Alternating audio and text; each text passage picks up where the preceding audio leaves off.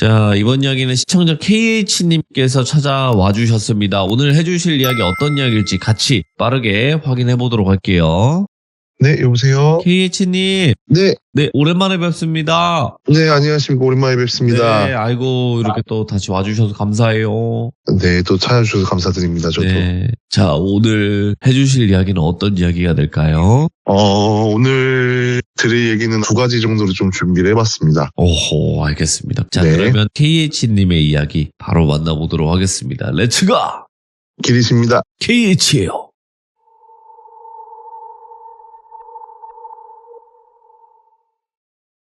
이번에 첫 번째로 들려드릴 이야기는 특정 큰 지역만 말씀드리자면 전라도의 어떤 정말 시골 마을이라고 합니다. 이 이야기 같은 경우는 제가 어제 들었어요. 어제 듣고서 너무 소름 끼쳐가지고 이거를 제가 들은 지인에게 이걸 내가 내일 한번 얘기를 해도 괜찮냐 해서 얘기를 하기로 했고 아마도 지금 이 방송을 보고 있을 겁니다. 뭐길래? 예. 그 친구가 그때 당시에는 원래 서울에서 살다가 집이 갑자기 어려워서 전라도에 있는 할머니가 계시는 시골 마을로 내려갔다 하더라고요. 근데 그 시골 마을 같은 경우에는 얼마나 작은 시골이냐면은 집이 총 7가구밖에 없다고 하면서 엄청 작은 시골이고 그다음 저수지가 하나 있대요. 근데 그 저수지가 유명하기로 그 사람들이 자를 엄청 많이 하러 온대요. 그러다 보니까 그 주변의 땅값도 엄청 쌀 뿐더러 주변 사람들도 방문객이 오면 엄청 인색하게 군다고 하더라고요. 하루는 엄청 무더운 여름날이었대요. 여름날이어가지고 마루에서 왜 시골 마을 같은 경우는 거의 한 90년도만 돼도 대문 밖에 다 열어놓고 그러고 그냥 자잖아요. 여름밤에 이제 할머니랑 그 친구랑 그 친구 형, 어머니 아버님은 지방으로 일하러 가시고 할머니 손에서 자란 그 친구랑 그 친구 형은 밤에 이렇게 잠을 자고 있었대요. 자고 있는데 새벽쯤에 잠깐 눈을 깼어요. 그 친구가. 할머니랑 형이랑 마루에서 자고 있다가 잠을 깼는데 그 창문들이 왜 블러 처리되어 있는 창문들 있잖아요. 이렇게 네모나게 마인크래프트처럼 이렇게 자글자글해 보이는 그런 창문이었대요. 예. 거기 밖에 어떤 여자가 서 있다라는 거예요. 여자라는 형체가 가늠을 했던 게 머리가 길고 그냥 흰색 옷을 걸치고 있는 여자가 멀뚱히 정말 두리번 거리며 서 있대요. 그 형태 보니까 정말 무서워서 처음에는 꾸미겠거니 했는데 근데 계속 한참을 있으니까 너무 무서워서 할머니를 깨우면 혼이 날 것 같고 어린 마음에 형을 깨웠어요. 형을 깨우니까 형이 안 일어나더래요. 그래서 형 좀 빨리 일어나봐 했더니 정말로 너무 쥐잡듯이 흔들어도 안 일어나고 뺨을 때려도 안 일어나고 하다가 할머니가 그 소리 듣고 시끄러워서 깨신 거예요. 그래서 아니 너는 이 시간에 뭘 형을 쥐잡듯이 패고 앉았냐. 할머니 저거 안 보이냐고 하면서 창문에 서 있는 분이 계시는 거예요. 근데 할머니가 겁도 없으셨는지 창문을 확 여시더래요. 근데 진짜로 한 40대 중년의 여성분이 엄청 울면서 서 있더라고 하더라고요. 예.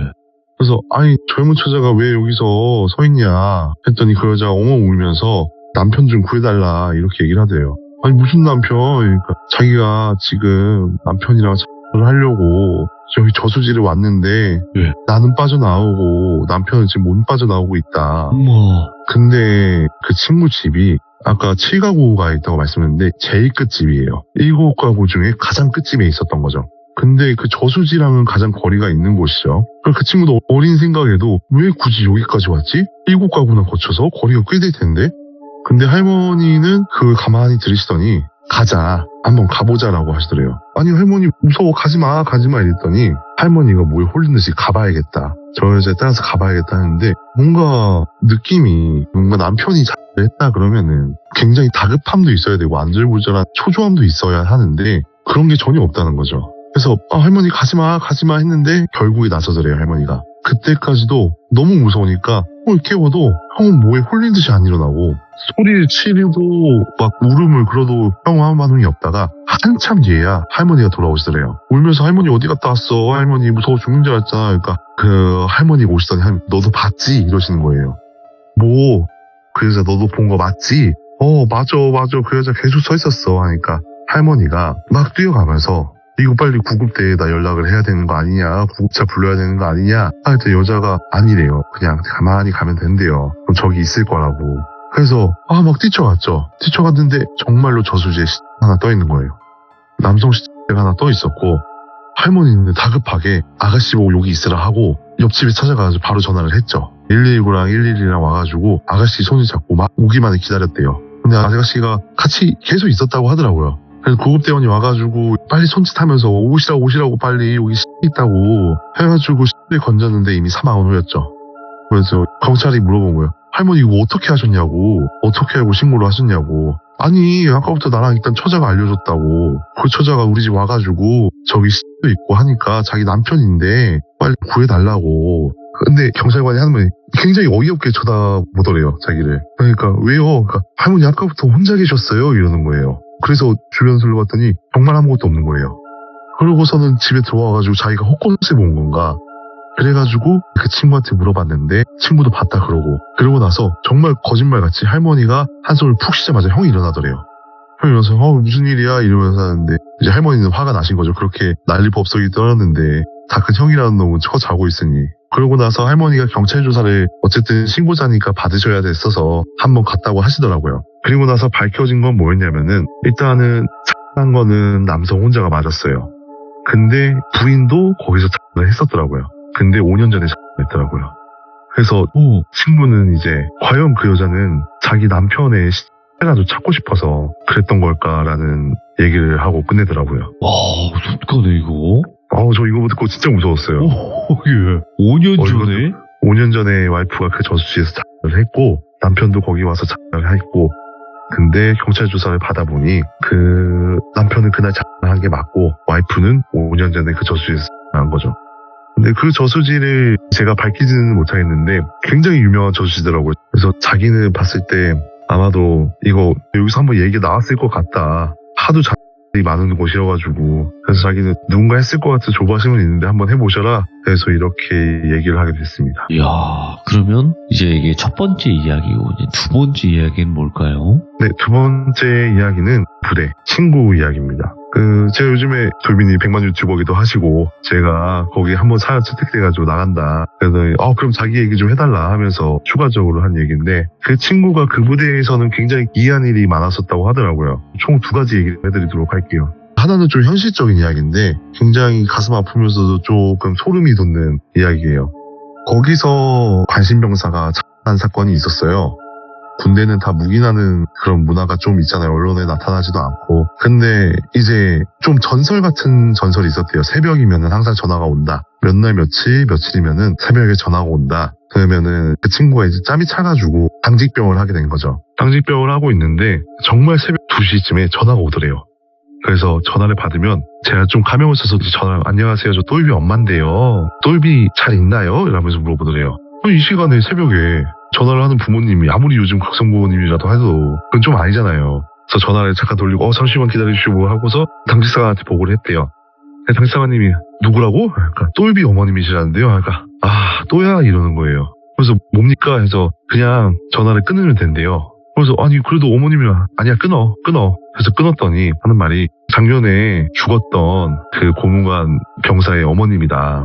정신이 좀 나가셔가지고 항상 특정 시간에 전화를 해서 우리 애가 잘 있냐, 택배를 보냈는데 답장도 없다, 이러면서 새벽에 전화 오는 거죠. 그러다가 한 번은 엄청나게 소리 지르면서 울더래요. 우리 애가 죽었는데 잘 있냐는 거짓말을 왜 하냐는 둥, 이런 식으로 헷가닥 하는 그런 일이 있었다고 하는데 이렇게 짧게 하나가 있었고요. 네. 이거는 저는 개인적으로 좀 가슴이 아프긴 했었어도 당사자 입장에서는 굉장히 무서울 것 같더라고요. 새벽에 근무하고 있는데 전화가 와서 우리 애가 잘 있냐고 물어본다 그러면은 과연 나는 어떻게 대답할 수 있을까, 이런 생각이 좀 많이 들었습니다. 그리고 그 부대에서 굉장히 유명한 일화라고 하더라고요. 그 친구도 직접 겪었다고 하더라고요. 일명 랜턴 귀신이라고 소문이 돌았는데, 군대 갔다 오신 분들은 아시겠지만은 그래도 모르시는 분들을 위해서 조금 설명을 드리자면은, 군대에서는 동초근무라는 게 있습니다. 동초근무 같은 경우는 특정 무기고나 아니면 특정 지역을 돌면서 체크사항을 체크하면서 도는 근무를 동초근무라고 하는데, 이 야간에 친구가 동초근무 순번이 돼서 자기 후임이랑 이렇게 올라갔더래요. 자기는 무기고 쪽 돌고 오는 거였는데 1초소에서 2초소 넘어가는 길이 굉장히 외진 곳이고 산길이라고 하더라고요. 근데 그렇게 걸어가고 있는데 뒤에서 랜턴으로 딸깍딸깍 비추는 거죠. 그래서 뒤로 돌아왔더니 이제 후임이니까 뭐하냐 너, 이랬더니 어떤 말씀이십니까? 이러니까 랜턴을 왜 켜 임마? 그러니까 저 랜턴 안 켰습니다. 한 번만 더 그러면 화낸다고 하고 또 올라갔어요. 그러더니 또 갑자기 랜턴을 딸깍 스위치를 켜는 거예요. 한 번 더 들어왔죠. 친구 화를 냈어요. 욕을 하면서. 야, 너 랜턴 키지 말랬지. 저 진짜 안 폈습니다. 그럼 내가 뭐 거짓말해? 이러면서 이제 소위 말하는 갈굼을 시작했죠. 그런데 이제 그 후임은 억울한 거죠, 자기는. 진짜 안 폈는데. 근데 또 친구도 얘가 거짓말을 하는 것 같지는 않아요. 그래서 아이씨 뭐야 하면서 하는데 갑자기 뒤에서 뭐 이제 친구 이름을 돌비상 형님 이렇게 말하더래요. 뒤로 돌아봤죠. 근데 혹시 제 뒤에 누구 있습니까? 이러더래요. 뭔 소리야? 제 뒤에서 누가 랜턴 켰습니다. 그래서 장난치는 줄 알고 자리 바꿨어요. 자리 바꿨더니 뒤에 아무도 없잖아요. 누가 랜턴을 켜는 거예요.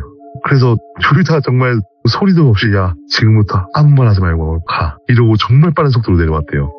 그러고서 나서 이제 근무 시간이 아직 조금 남았는데 너무 빨리 내려오니까 당직 사관님도 열이 받은 거죠. 그런 일을 얘기했더니 뭐 이 새끼 장난치는 건지 아닌 건지 모르겠는데 너 같은 놈들 지금 한두 놈이 아니라고. 어떤 때는 불침번 쓰는 게 세탁기가 돌아간다고 돌리지도 않던 세탁기가 돌아간다고 보고가 오고 예. 불침번 근무 쓰는데 인원수가 10명인데 11명으로 체크해서 보고하는 일도 있고 그 부대가 그런 일이 굉장히 많다고 하더라고요. 이 이야기는 이렇게 끝이 났습니다. 이야. KH님은 짧아서 아쉽지만 그래도 언제 오시나 또 기다리게 되는 그런 참여자분이 아닌가 이런 생각이 들어요. 감사합니다. 진짜 간결하지만 임팩트를 남기는 그런 참여자분이신데 오늘도 바쁘신 시간 내주셔서 감사드립니다. 정말 감사해요. 네, 감사합니다. 네. 네. 자, 이번 이야기는 시청자 KH님께서 찾아오셨습니다. 오늘 KH님께서 어떤 이야기로 찾아와 주셨을지 같이 한번 만나보도록 할게요. 네, 여보세요? KH님께서 찾아와 주셨습니다. 네, 감사합니다. 네, 오늘 해주실 이야기가 어떤 이야기일지는 바로 출발을 해보도록 하겠습니다. 렛츠고! 기리십니다. KH예요.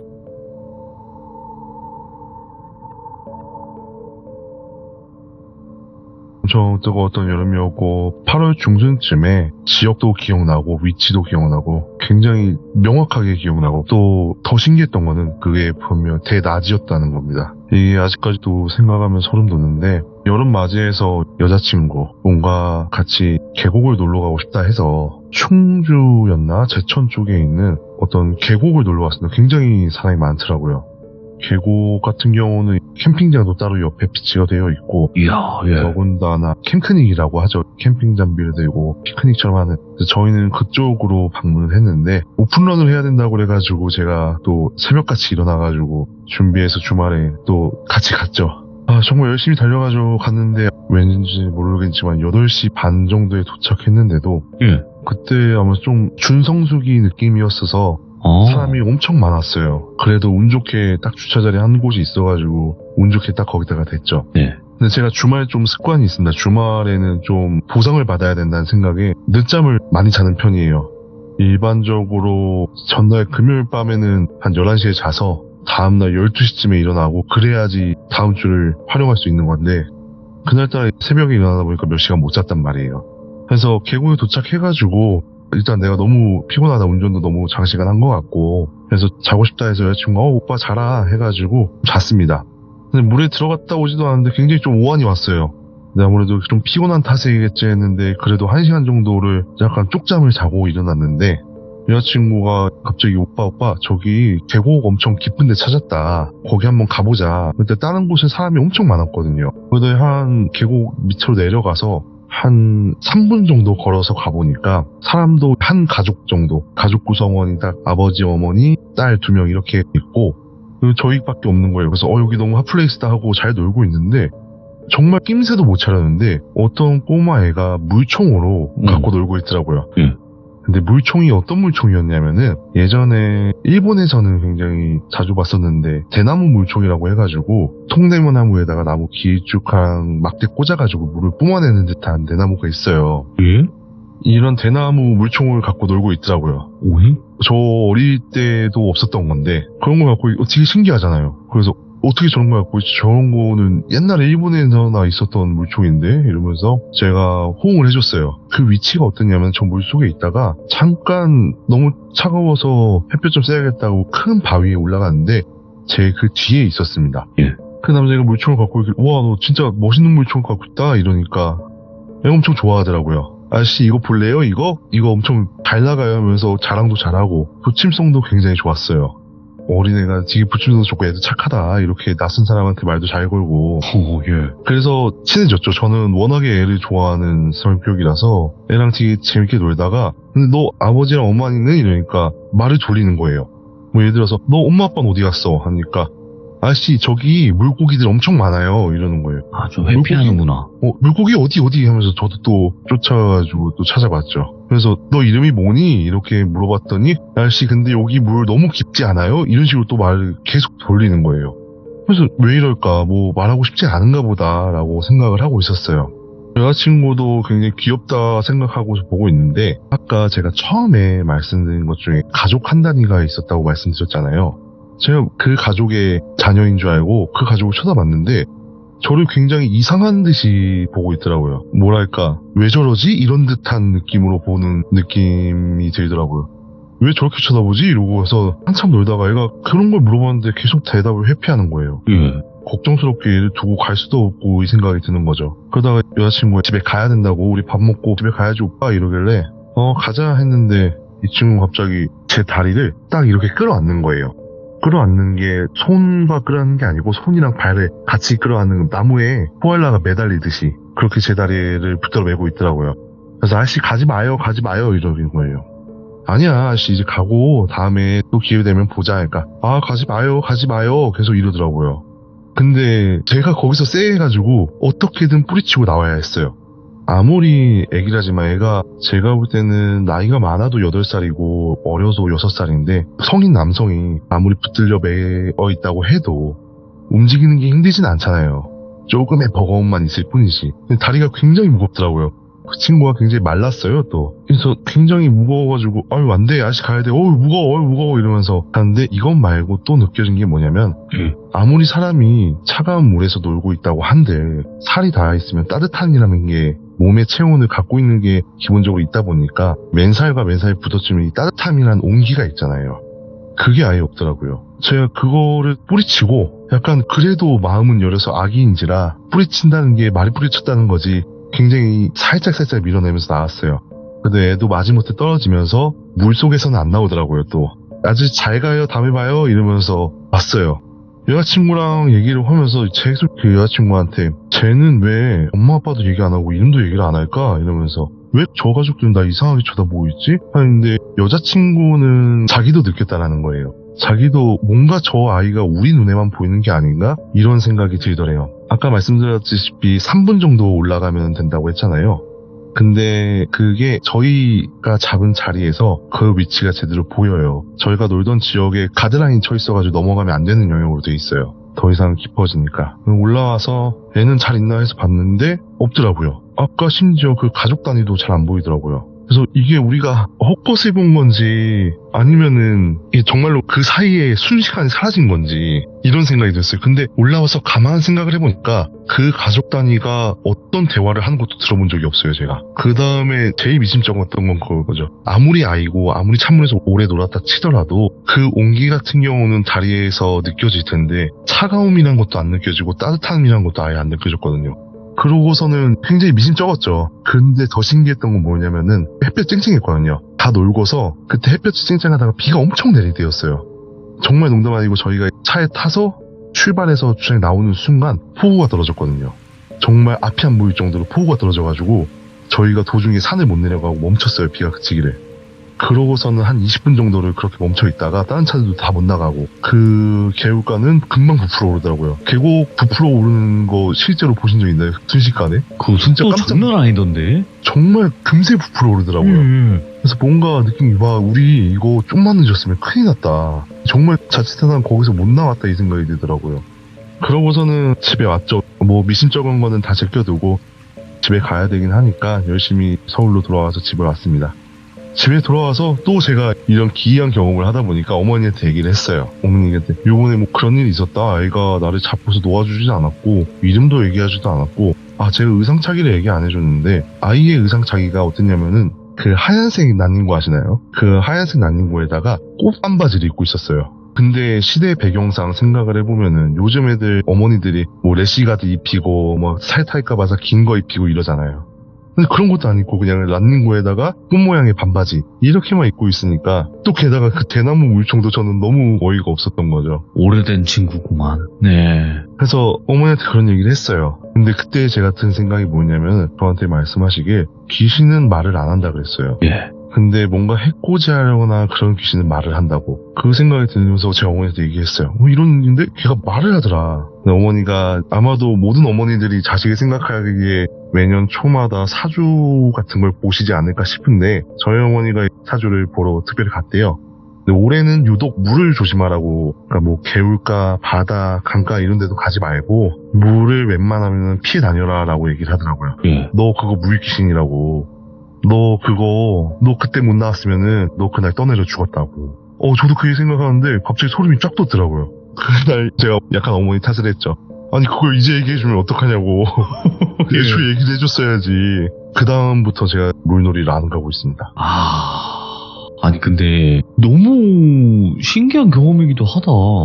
네, 일단 대낮이었다는 게 굉장히 저도 웬만하면 봤던 것들은 다 새벽 시간, 자정 시간이 조금 넘은 시간, 예. 다 그 시간이었는데 대낮에 저만 본 것도 아니고 제 여자친구랑 같이 봤다는 게, 여자친구랑 이 얘기를 하고 있으면 아직까지도 과연 그게 정말 뭐였을까? 이런 미심쩍은 미스테리로 남아 있습니다. 너무 그냥 선명하게 보이니까.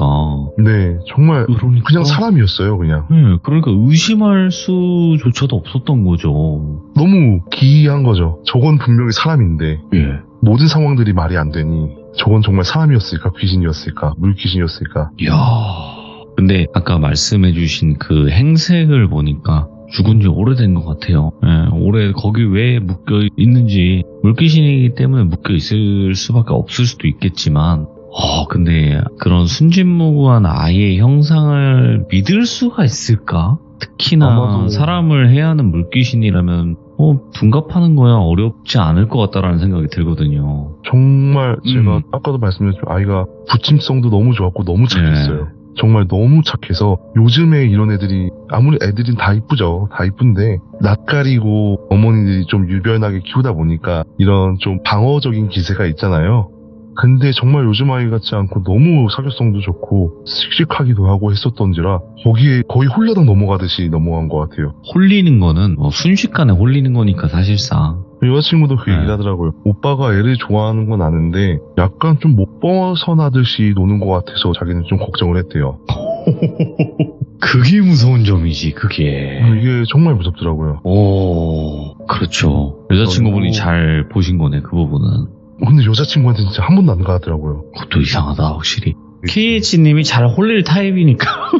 그런가 봐요. 예, 타겟팅을 이제 한 것 같고요. 예. 그 다음 이거는 여자친구 이야기입니다. 여자친구 집이 딱히 그렇게 터가 안 좋아요. 굉장히 깔끔하고 시설은 좋거든요. 예. 근데 터가 별로 안 좋아요. 여자친구가 워낙 기도 약하고 또 여자친구도 아무래도 좀 IT 쪽 종사자다 보니까 일도 힘들기도 하고 그런 식으로 하는데 가위를 굉장히 자주 눌려요. 아이고, 그 예. 가위를 눌리는 경우가 다 똑같아요. 어떤 남자가, 정말 검은색의 남자가 자신의 몸을 엄청 주무른다는 거예요. 엄청 주무르고 마지막에 목을 든 다음에 우여곡절 끝에 깬다는 거예요. 근데 그날은 조금 기이한 현상이 일어났다고 하더라고요. 그래서 왜 그날 저희 급하게 부른 날이 있었거든요. 저는 이제 본가에서 어머니랑 같이 사는데 여자친구 혼자 사내다 보니까 제가 여자친구 집에 별로 안 좋아요. 왜냐면 잠을 잘 못 자거든요, 가면. 계속 저도 잠을 설치고 딱히 가위를 눌리거나 그런 적은 없는데, 근데 저도 잠자리가 굉장히 안 가리는 편이거든요. 예. 정말 머리만 기대면 누워서 잔다라는 소리가 아마 저를 두고 하는 소리가 아닐까 싶은데, 유독 여자친구네 집에서 잠만 들면은 계속 중간에 깨고 그 다음날이 너무 피곤해요. 온몸이 찌뿌둥하고. 근데 여자친구가 투룸인데 침실이 있고 작업실, 컴퓨터가 놓여있는 작업실이 있고 거실이 있고 그럽니다. 예. 침실에서 자고 있는데 갑자기 타닥타닥타닥 소리가 나더래요. 봤더니 그 기계식 키보드 자판 소리 아시나요 혹시? 오, 알죠. 그 소리가 너무 심하게 나더래요. 그래서 이게 가위가 눌렸다 해가지고 어떻게든 깨야겠다 해서 눈을 떴는데, 아무리 가위가 눌렸더라도 눈을 떴어 사람이 꿈에서 깨면은 그걸 알잖아요. 현실이다, 뭐 이게 꿈이다라는 자각이 있잖아요. 이건 현실이더래요. 근데 분명히 자기는 컴퓨터를 꼈는데 몸은 못 움직이고 침실이랑 약간 기역자, 침실 쪽에서 거실이 보이고 거실에서 들어가야지 문이 있는데 문 쪽은 안 보여요. 문이 안 보이고 거실 벽이 있고 기역자로 들어가야지 작업실에 들어갈 수 있는 거죠. 그 다음에 침실은 거실이 보이고, 그러니까 결론적으로는 침실에서 작업실이 안 보입니다. 그 기억자만 보이는 거지. 너무 이게 타닥타닥 소리가 나고 그 작업실에서 불빛이 나오고 있더래요. 컴퓨터 불빛이 나오고 있길래 자기는 분명히 껐는데 키보드 소리가 또각또각 이 소리만 나다가 이제 여자친구가 그걸 보고 작업실 쪽으로 목을 돌렸더니 또각또각 이 소리가 계속 들리더래요. 너무 무서워서 어떻게든 몸을 움직였는데 몸은 안 움직이고 그 순간 아까 기억자라고 말씀드렸잖아요. 자기가 매번 보던 그 검은색 사람의 형태의 머리가 바닥 쪽에서 이렇게 쓱 나오더래요. 그러니까 어떻게 보냐면 누워가지고 이렇게 방문을 왜 거실에서 TV 뭐 하나 보려고 누워가지고 일어나기 귀찮아가지고 눈으로만 고개를 빼꼼 내미는 거 있잖아요. 그런 식으로 쓱 나오더래요. 그거와 동시에 또각또각 소리와 동시에 이 웃음소리, 남자가 비웃는 듯한 소리가 계속 들리니까 어떻게 하다가 점점 다가오는 거예요. 그게 검은 물체가. 이거는 그때부터 여자친구가 의심을 하는 거죠. 이게 꿈이 아닌가? 꿈이겠지 하고서 정말 소리를 악 하면서 질렀어요. 악 하고 질르니까 정말 무슨 꿈같이 쓱 하고 사라지더래요. 꿈같이 쓱 사라지더니 일단은 결과적으로 꿈이 아니었습니다. 현실이었고 컴퓨터는 켜져 있고 자기는 분명히 껐는데 그래서 저는 그 컴퓨터 껐다고 착각했지. 아니라고 자기 그딸 너무 컨디션 좋아가지고 컴퓨터 작업하다가 다 종료까지 누르고 그러고 나온 거라고. 모니터까지 껐다고. 근데 모니터에 불이 들어와 있는 건 말이 안 되지 않냐고. 그렇죠. 그렇게 얘기를 하니까 저도 그 얘기 듣는데 옆에서 너무 소름 돋더라고요. 와, 예. 원래 제가 같이 잘 못 자요. 이게 뭐랄까 같이 자면 조금 불편한 감이 있어가지고 그래서 저는 말을 쓰자고요. 지금 침실에 잔단 말이에요. 그 얘기 듣고 나서는 항상 침실에서 그냥 같이 잡니다. 그치. 왜냐면 KH님은 거기에 보일 거 아니에요. 말하니까. 너무 무섭더라고요 이게. 그러니까. 정말 그쪽 못 보겠더라고요 이제. 아니 그러면 그 여자친구분 그 집 터가 안 좋다고 하셨잖아요. 네네네. 그 이유가 있어요 뭐? 여자친구가 일단 알아보지도 않았고 아직까지 계약 기간이 있다 보니까 반전세거든요. 네. 계약 기간도 있다 보니까 내가 이거 한번 물어봐야 되지 않냐 그러더니 이거 주인 할아버지한테 얘기했다가 욕먹을 것 같다고. 일단은 여자친구가 여기가 거의 다 2년 계약만 하다가 여자친구가 처음으로 3년차 계약을 한 거예요. 네. 주인 할아버지도 근데 월세나 보증금 이런 걸 한 번도 안 올렸대요. 근데 그거에는 다 이유가 있지 않을까라고 저는 생각을 하는 거죠. 근데 뭐 그것까지는 뭐 월세 잘 안 맞춰지면 그렇게 하는 경우도 있고 뭐 한 거니까 그렇긴 한데 도대체 동네가 어딘지 이것도 궁금하긴 한데 큰 지역은 예를 들어 뭐 인천, 서울, 경기도 이렇게 크게만 보면 어디일까요? 서울이고요. 서초 서울 쪽입니다. 서초구면 월세가 안 나갈 수가 없는데 절대. 근데 시세 대비 싸긴 합니다. 싼 데는 시세 대비 많이 싸요. 싼 데는 이유가 다 있죠. 있다. 예. 절대 임대하는 사람들이 싸게 내놓지 않거든요. 네네, 맞아요. 특히나 강남 그쪽 서초 쪽은. 일단은 KH님께서 오늘 두 가지 이야기를 들려주셨는데 중간중간에 털이 바짝 섰습니다. 저도 팔에. 네, 저도 여자친구 얘기하다 보니까 좀 소름이 돋아가지고 저는 이제 두 번 다시 떠올리고 싶지 않은 기억이어서 그거는. 아무튼 오늘 KH님 또 이렇게 방문해 주셔서 감사드리고 좀 자주 와주세요. 네. 아무래도 요즘에 일이 좀 바쁜 시즌이다 보니까. 네네. 그래도 시간 나실 때마다 짧게라도 꼭 들려주시기 바라겠습니다. 네, 알겠습니다. 감사합니다. 감사합니다. 네, 고생하셨습니다. 네. 자, 이번 이야기는 시청자 KH님께서 찾아와 주셨습니다. 오늘 또 어떤 섬뜩한 이야기로 찾아와 주셨는지 같이 한번 들어보도록 할게요. 네, 여보세요? 여보세요? 네, 안녕하세요. KH님. 네, 안녕하세요. 네, 반갑습니다. 네, 반갑습니다. 오늘따라 음색이 좀 더 뭔가 두꺼운 느낌이네요? 아니요, 지금 감기가 걸려가지고. 죄송합니다. 예. 목이 좀 많이 안 좋으시구나. 알겠습니다. 네, 날씨가 급변해가지고. 맞아. 다들 감기 조심하시기 바라겠습니다. 맞아요. KH님, 오늘도 찾아와 주셔서 감사드립니다. 네, 감사합니다. 네. 자, 오늘 KH님께서 해주실 이야기 두 가지 이야기가 준비가 되어 있어요. 뭐 길진 않겠지만, 그래도 어떤 이야기인지 차근차근 들려주시길 바라겠습니다. 바로 출발을 해보도록 할게요. 렛츠고! 기리십니다. KH요!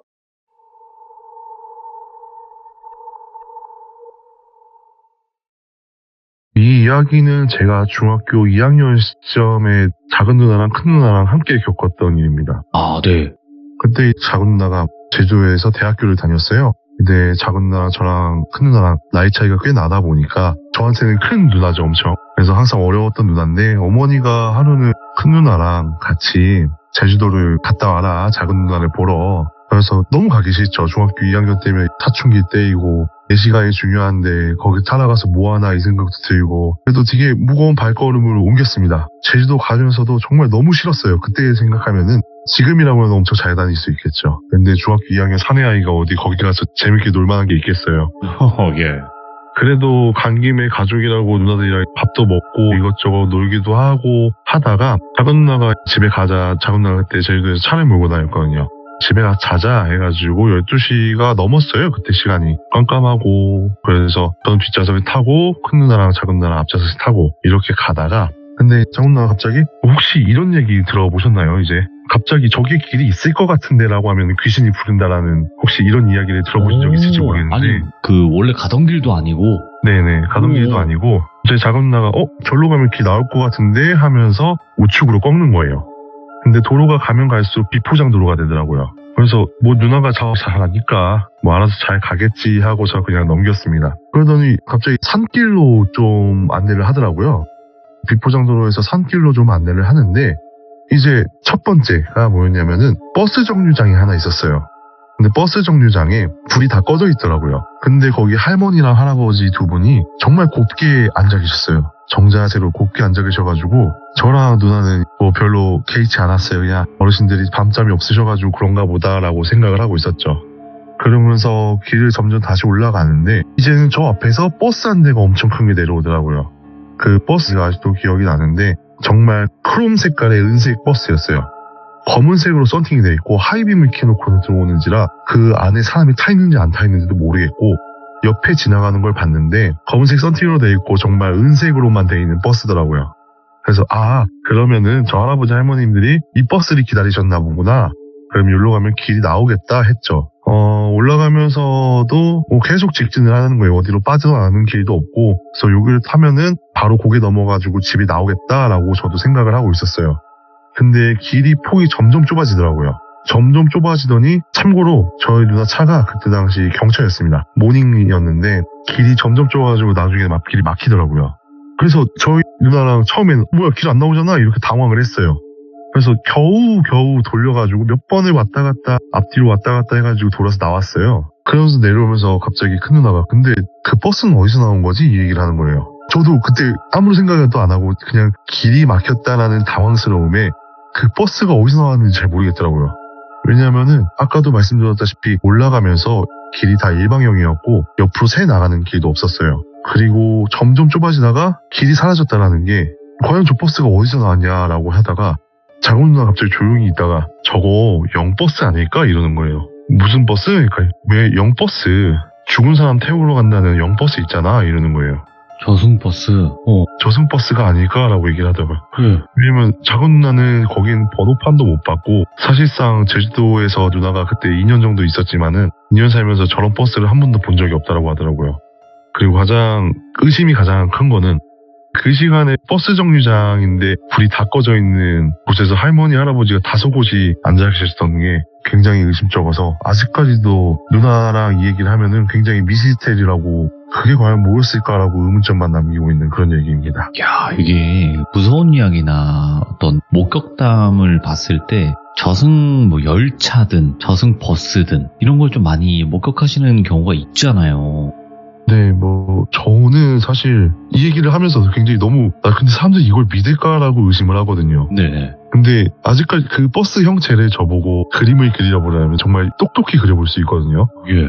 그래서 아직까지도 저희는 영버스가 맞다라고 좀 생각은 하고 있어요. 왜냐면은 큰 누나는 그런 걸 못 봐요. 근데 작은 누나랑 저랑은 둘 다 여지껏 귀신을 안 믿지만 제가 볼 때 부정하는 게 더 큰 것 같습니다. 요즘에 돌비님 사연을 얘기하다 보면은 내가 어떻게 보면 이걸 좀 부정하고 있는 게 아닐까라는 생각이 들더라고요. 원래 그런 게 있어요. 이게 귀신을 안 믿는다기보다는 무서워서 부정하는 사람들도 많더라고요. 네네. 그래서 저도 그 누나랑 저는 그거는 어디서 나오는 길이 분명히 있을 거다. 그냥 우리가 그렇게 생각하고 있는 거겠지라고 생각은 하면서 둘이서 항상 쓰는 생각은 근데 분명히 그 길은 끝이었어가 항상 마지막으로 말이 끝나요. 이야, 섬뜩하네. 저도 이제 운전하고 밤늦게 이렇게 갈 때가 있잖아요. 네. 근데 옆에 버스가 섰는데 버스 같은 게 퇴근 버스겠죠? 안에 불이 전부 꺼져 있고 사람이 없는 버스들이 있어요. 근데 괜히 한 번씩 쳐다보게 돼. 창문에서 누가 맞아요. 보고 있을까봐. 맞아요. 저도 그래요. 그러다 누가 보고 있으면 얼마나 나 그거 귀신 봤다 이렇게 얘기할 수 있을 것 같은 거예요. 그쵸. 좀 버스 기사님들이 그거를 운행하고 있으면 안 무서우신가 이 생각이 들더라고요. 불을 끄고 운행하시더라고요. 그러니까요. 그래서 담이 대단하시구나. 버스 기사님들도 이 생각이 들었는데. 아무나 하는 직업은 아닌 것 같습니다. 그렇습니다. 자, 그러면 이제 두 번째 이야기가 될 것 같아요. 어떤 이야기죠? 두 번째 이야기는 약간 특정 장소를 딱 지정해서 말씀을 드리겠습니다. 두 번째 이야기 같은 경우는 제가 엄청 오토바이를 즐겨 탈 때 이야기예요. 예. 그때 이게 세나라는 장치가 있는데 그게 뭐냐면은 헬멧에다가 마이크 무전 교신을 할 수 있는 네. 일종의 장치예요. 네. 이제 친구랑 같이 오토바이를 타고 저 멀리 날아간 다음에 들어오는 길이었어요. 정확히 제가 처음에 비포장도로에서 좀 빠지는 길이 있어 길을 잘못 들었어요. 내비를 잘못 예. 봐가지고. 근데 농가인데 비닐하우스가 엄청 많았는데 지나가면서 정확히 제가 처음에 엄청 깜짝 놀란 게 있었어요. 그러니까 소리를 먼저 질렀어요. 제가 운전을 하고 있다가 뒤에서 친구가 따라오고 있고 비닐하우스 앞에서 정말 서 있는 하얀색 물체가 하나 있었어요. 그래서 제가 뭐요? 이러면서 제가 핸들을 급하게 틀어가지고 사고를 할 뻔했거든요. 그래서 뒤에서 왜 그래 하니까 세나가 그러는 거예요. 아니 너 못 봤어? 하니까 뭘 봐? 아니야 내가 평소에 그런 거보다 이러고 그냥 넘어갔어요. 정확히 위치를 좀 먼저 말씀드리자면은 시흥에 있는 생태공원 터널입니다. 생태공원 터널이 있는데 거기가 부천에서 시흥 쪽으로 넘어가는 일종의 인공터널이에요. 위에는 이제 가끔씩 뭐 멧돼지도 가끔 보일 때 있고 고라니도 보일 때고 있고 그런 터널인데 거기를 넘어서 오는 길이었어요. 거기 진입하기 전에 먼저 비닐하우스에서 하얀색 물체를 본 걸 봤었고 친구가 괜찮냐고 물어봤을 때 너는 못 봤냐고 물어봤는데 친구는 못 봤다고 하니까 그냥 넘겼습니다. 제가 너무 장거리 운전을 해서 피곤한가 보나라고 생각을 했고요. 근데 이제는 갑자기 가다가 친구가 제 뒤에서 왔거든요. 이제 생태 터널을 진입하는데 갑자기 친구가 야 옆에 봐봐 이러는 거예요. 그래서 옆에를 봤어요. 근데 아직도 못 믿겠는데 저랑 친구랑 둘 다 봤거든요. 친구랑 이게 아직도 회자가 되는 얘기예요. 생태계 반대편 터널이죠. 역주행이죠. 어떻게 보면. 저희는 시속 그래도 80 정도는 밟고 있었어요. 차가 없으니까. 자전거가 목 없는 남자의 자전거가 엄청 빨리 달리고 있는 거예요. 근데 이게 저희보다 빠르니까 둘 다 헛것을 봤다고 생각을 했어요. 와. 그래서 그 터널을 엄청 땡겨서 유턴을 해가지고 기다렸어요. 아무도 안 나오더라고요. 저희는 그래서 이게 너 봤지? 뭐 없었지? 옷 체크셔츠 입은 거 맞지? 자전거 맞지? 이거 둘 다 확인을 한 다음에 이게 지금도 생각하면 아직도 살이 떨리는데 너무 생생하게 봐가지고 그거는 정말 무서웠어요. 뭐 호기심에라도 가끔씩 그때 시간이 거의 한 새벽 1시쯤 조금 안 돼서였거든요. 근데 옆에서 저희보다 더 빠른 자전거가 역주행을 하는데 목이 없는 게 너무 화나니까 둘이서 그 얘기를 안 해요, 잘. 근데 같이 보셨다. 이 친구도 저한테 제가 무서운 얘기를 좋아하다 보니까 무서운 얘기를 해달라 그러면은 두 가지 정도가 딱 명확하게 있어요. 짧게 하나만 하겠습니다. 친구는 일단은 지금은 이제 의경이나 정경이 사라졌죠. 그 친구는 의경을 나왔습니다. 그 다음에 곤지암 정신병원이 사유지라는 거는 요즘 사람들은 대부분 아실 거예요. 근데 그때 당시에는 흉가 체험이 너무 많다 보니까 정말 진상들이 엄청 많았대요. 그래서 사유지다 보니까 의경들이 거기 근무 배치가 다 된 거예요. 네. 근데 아무리 그래도 무섭잖아요, 거기가. 굉장히 무서운데 이 친구도 딱히 겁은 있는 편은 아니어가지고 선임이랑 상계조로 근무를 돌아간다고 하더라고요. 그 주변에 막사가 하나 있고 6명이서 타임별로 3계조로 계속 그렇게 로테이션을 돌고 다음날 오침을 하고 이런 시스템이라고 하더라고요. 근데 이 친구가 하루는 근무 시간이 세 번째 타임이죠. 첫 번째 타임 근무 쓰고 두 번째 교대하고 세 번째 타임 근무 들어가고 네 번째 타임으로 들어갔을 때 이야기입니다. 그때가 한창 여름이어가지고 여름 근무 같은 경우는 원래 2시간에서 1시간 반으로 단축을 하는데 1시간 반 근무를 쓰다 보니까 시간이 그때 당시 아마 3시 반인가 4시쯤 됐을 거예요. 뭐 이 시간에 아무도 올 사람도 없고 근데 특이하게 정말 딱 그 2시에서 4시 사이에 사람들이 엄청 많이 온대요. 이 흉가 체험 한다고 유튜버들도 엄청 많이 왔고 근데 그날은 한 커플이 들어왔대요. 한 커플이 들어와가지고 웬만하면은 모르는 척하고 들어가려고 한대요.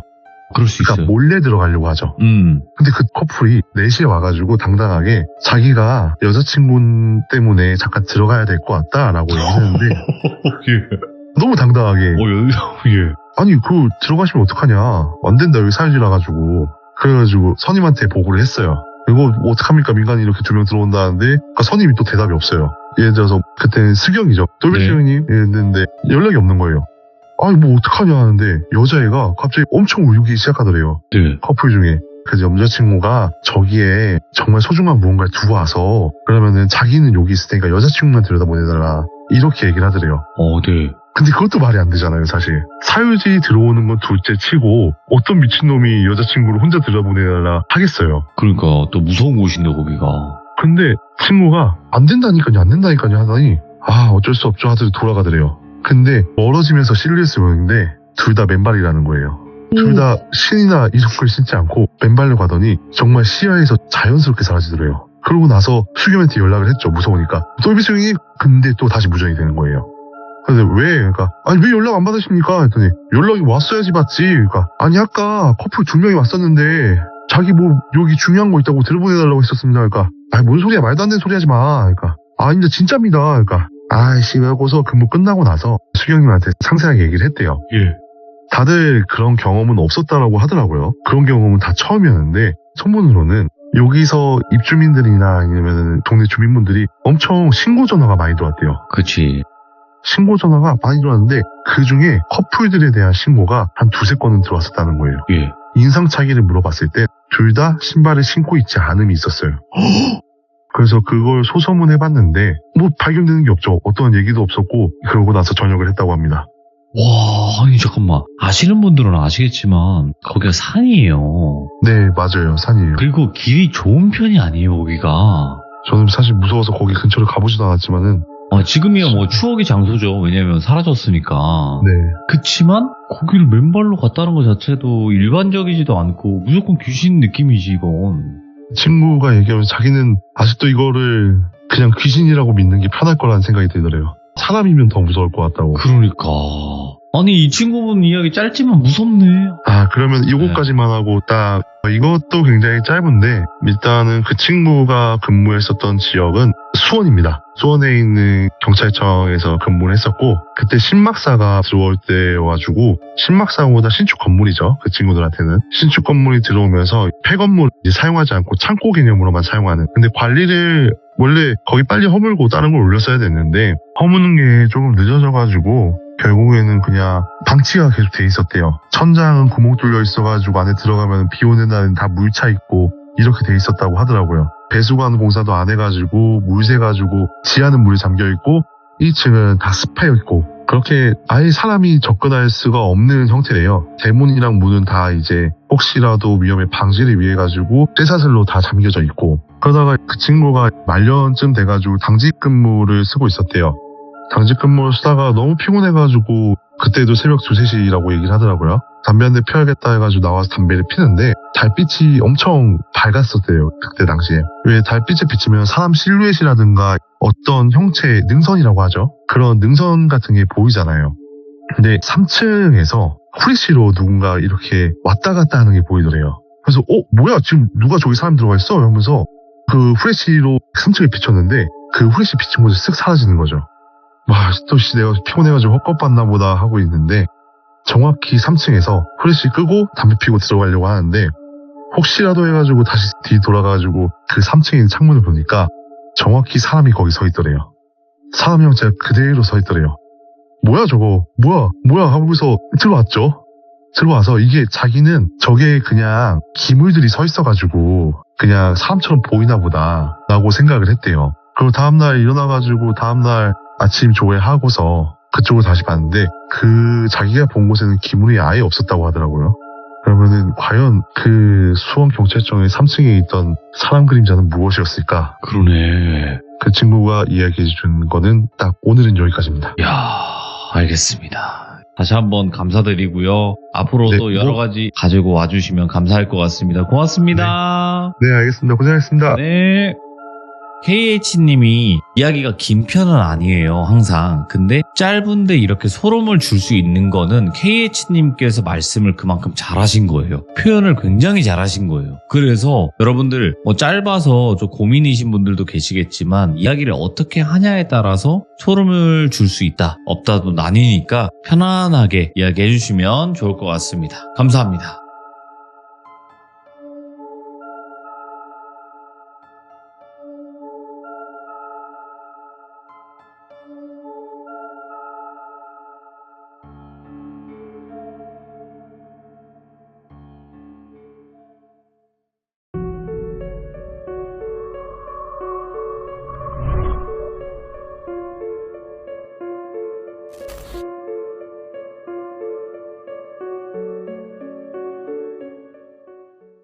자, 이번 이야기는 시청자 봄봄님께서 시들무에 찾아와 주셨습니다. 오늘 봄봄님께서 들려주실 이야기는 이것도 꽤나 충격적인 이야기가 될 것 같은데 같이 한번 만나보도록 할게요. 네, 안녕하세요, 돌비님. 아이고, 봄봄님 안녕하십니까? 네, 안녕하십니까. 잘 지내셨어요? 네, 잘 지냈습니다. 네, 봄봄님께서 또 이렇게 자리를 지켜주셨습니다. 감사합니다. 네, 제가 더 감사드립니다. 아이고, 항상 저희 규정님들은 제가 더 감사하다는 말씀을 너무 많이 해주셔요. 너무 고맙습니다. 돌비님께서 이렇게 생방송을 네. 켜주시는 것만으로도 너무 감사하죠. 천사가 따로 없습니다. 네. 자, 감사드리고요. 오늘 봄봄님께서 해주실 이야기가 이런 현실에서 마주치기가 싫은데 근데 저도 이 이야기를 듣고 네. 좀 충격을 많이 받았어요. 예. 키워드를 좀 간략하게 말씀드리자면 스토킹 범죄에 대한 이야기인데 너무 많이 나오긴 했지만 저희 채널에도 예. 근데 저도 스토킹 그런 얘기를 많이 들어봤어요. 뭐 인터넷으로 보거나 아니면 방송으로 접하거나 했던 게 많았는데 이런 분류의 스토킹은 좀 처음 들어보셨을 것 같아서 저도 좀 처음 들어봤던 스토리였어서 알겠습니다. 그러면 도대체 어떤 범죄류인지 같이 한번 들어보도록 하겠습니다. 렛츠고! 키리십니다. 봄봄이에요.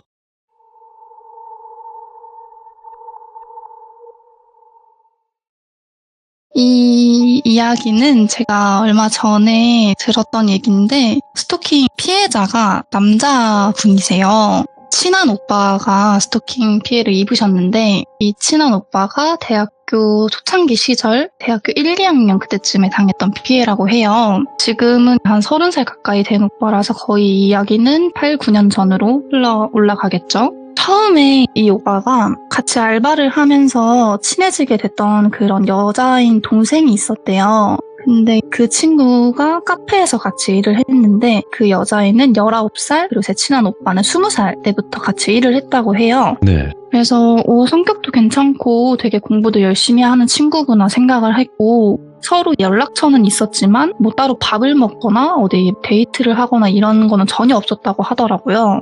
따로 연락이 오는 것도 없었고 연락 자기가 보내지도 않았고 그냥 뭐 카페에서 알바를 하면서 마주치면 인사하고 같은 타임이면 같이 일하고 그런 식이었다고 해요. 그래서 처음에는 그냥 고3이고 이렇게 공부하기도 힘든데 아르바이트까지 하니까 되게 착한 친구인가 보다 생각을 했대요. 그래서 마음속으로는 그 친구를 되게 우러러보고 나는 고3 때 놀기만 했던 것 같은데 이런 생각을 하면서 어느 한날은 그 여자인 친구를 멍을 때리면서 보고 있었대요. 근데 그 고3 여자애가 갑자기 눈을 마주치더니 부끄러워 하더래요. 예를 들면 짝사랑하는 친구가 나랑 눈이 마주쳤을 때 부끄러워하는 그런 표정 있잖아요. 그런 표정을 짓더래요. 그래서 자기는 멍 때리다가 눈이 마주쳤는데 그 여자애는 그런 부끄러운 표정을 하고 있으니까 뭘까 생각을 하면서 자기는 다시 일을 했다고 하더라고요. 근데 그날부터 이 여자인 친구가 카톡을 계속 보내오기 시작을 하게 됩니다. 계속 카톡으로 저녁마다 밥 먹을 때 아니면 자기 전마다 오빠 오늘 뭐 해요? 이런 식으로 보낸다던가 아니면 오빠 나 어제 오빠가 내 꿈에 나왔는데 오늘도 좀 나와주세요. 이런 식으로 계속해서 반복적으로 연락을 했다고 해요. 근데 처음에는 이 친구가 연락도 완전히 안 하고 친하지도 않은 상태에서 갑자기 그 다음날부터 연락을 계속 보내는 거잖아요. 누가 보면 사귀는 사이처럼. 이 친구가 아직 어리니까 뭔가 오해를 했던 일이 있었나 싶어서 그냥 귀엽게 처음엔 넘어갔다고 해요. 그러면서 답장도 그냥 몇 번 해주고 네. 그냥 뭐 땡땡아 지금 시간이 좀 늦었으니까 자야 되지 않을까? 이렇게 보내거나 아니면 그 친구는 미성년자고 자기는 성인이니까 근데 너가 나 좋아하는 건 알겠는데 우리 좀 시기가 좀 그렇다. 너 성인 되고 다시 만날까? 이런 식으로 좋게 타일렀다고 해요. 근데 그 여자인 친구는 타이르면 타이를수록 자기를 밀어내면 밀어낼수록 집요한 집착을 보였다고 하더라고요. 그때까지는 카톡으로만 계속 주고받았던 사이니까 그렇게 카톡으로 집착을 한 지 한 달 정도 됐을 무렵에 자기가 오빠가 나랑 한 번만 만나주면 나는 뭐 요번에 수능을 잘 볼 자신이 있다. 그런 말부터 시작을 해서 강도가 높아지면서 약간 집착과 협박식으로 얘기를 하는 거예요. 예. 오빠가 나 계속 안 만나주면 나는 수능 포기해서 우리 엄마 아빠한테 뭐 불효녀 되는 거야. 이런 식으로 말하고 아니면 뭐 다른 날에는 오빠 때문에 나 수능 요번에 신청 안 할 거야. 나 수능 안 보러 갈 거야. 이런 식으로 이렇게 강도가 점점 더 높아지는 거예요. 협박이. 예. 그래서 이 오빠는 이 친구가 너무 어리니까 짝사랑을 하다가 내가 계속 밀어내서 좀 상처를 많이 받았나 보다 생각을 했대요.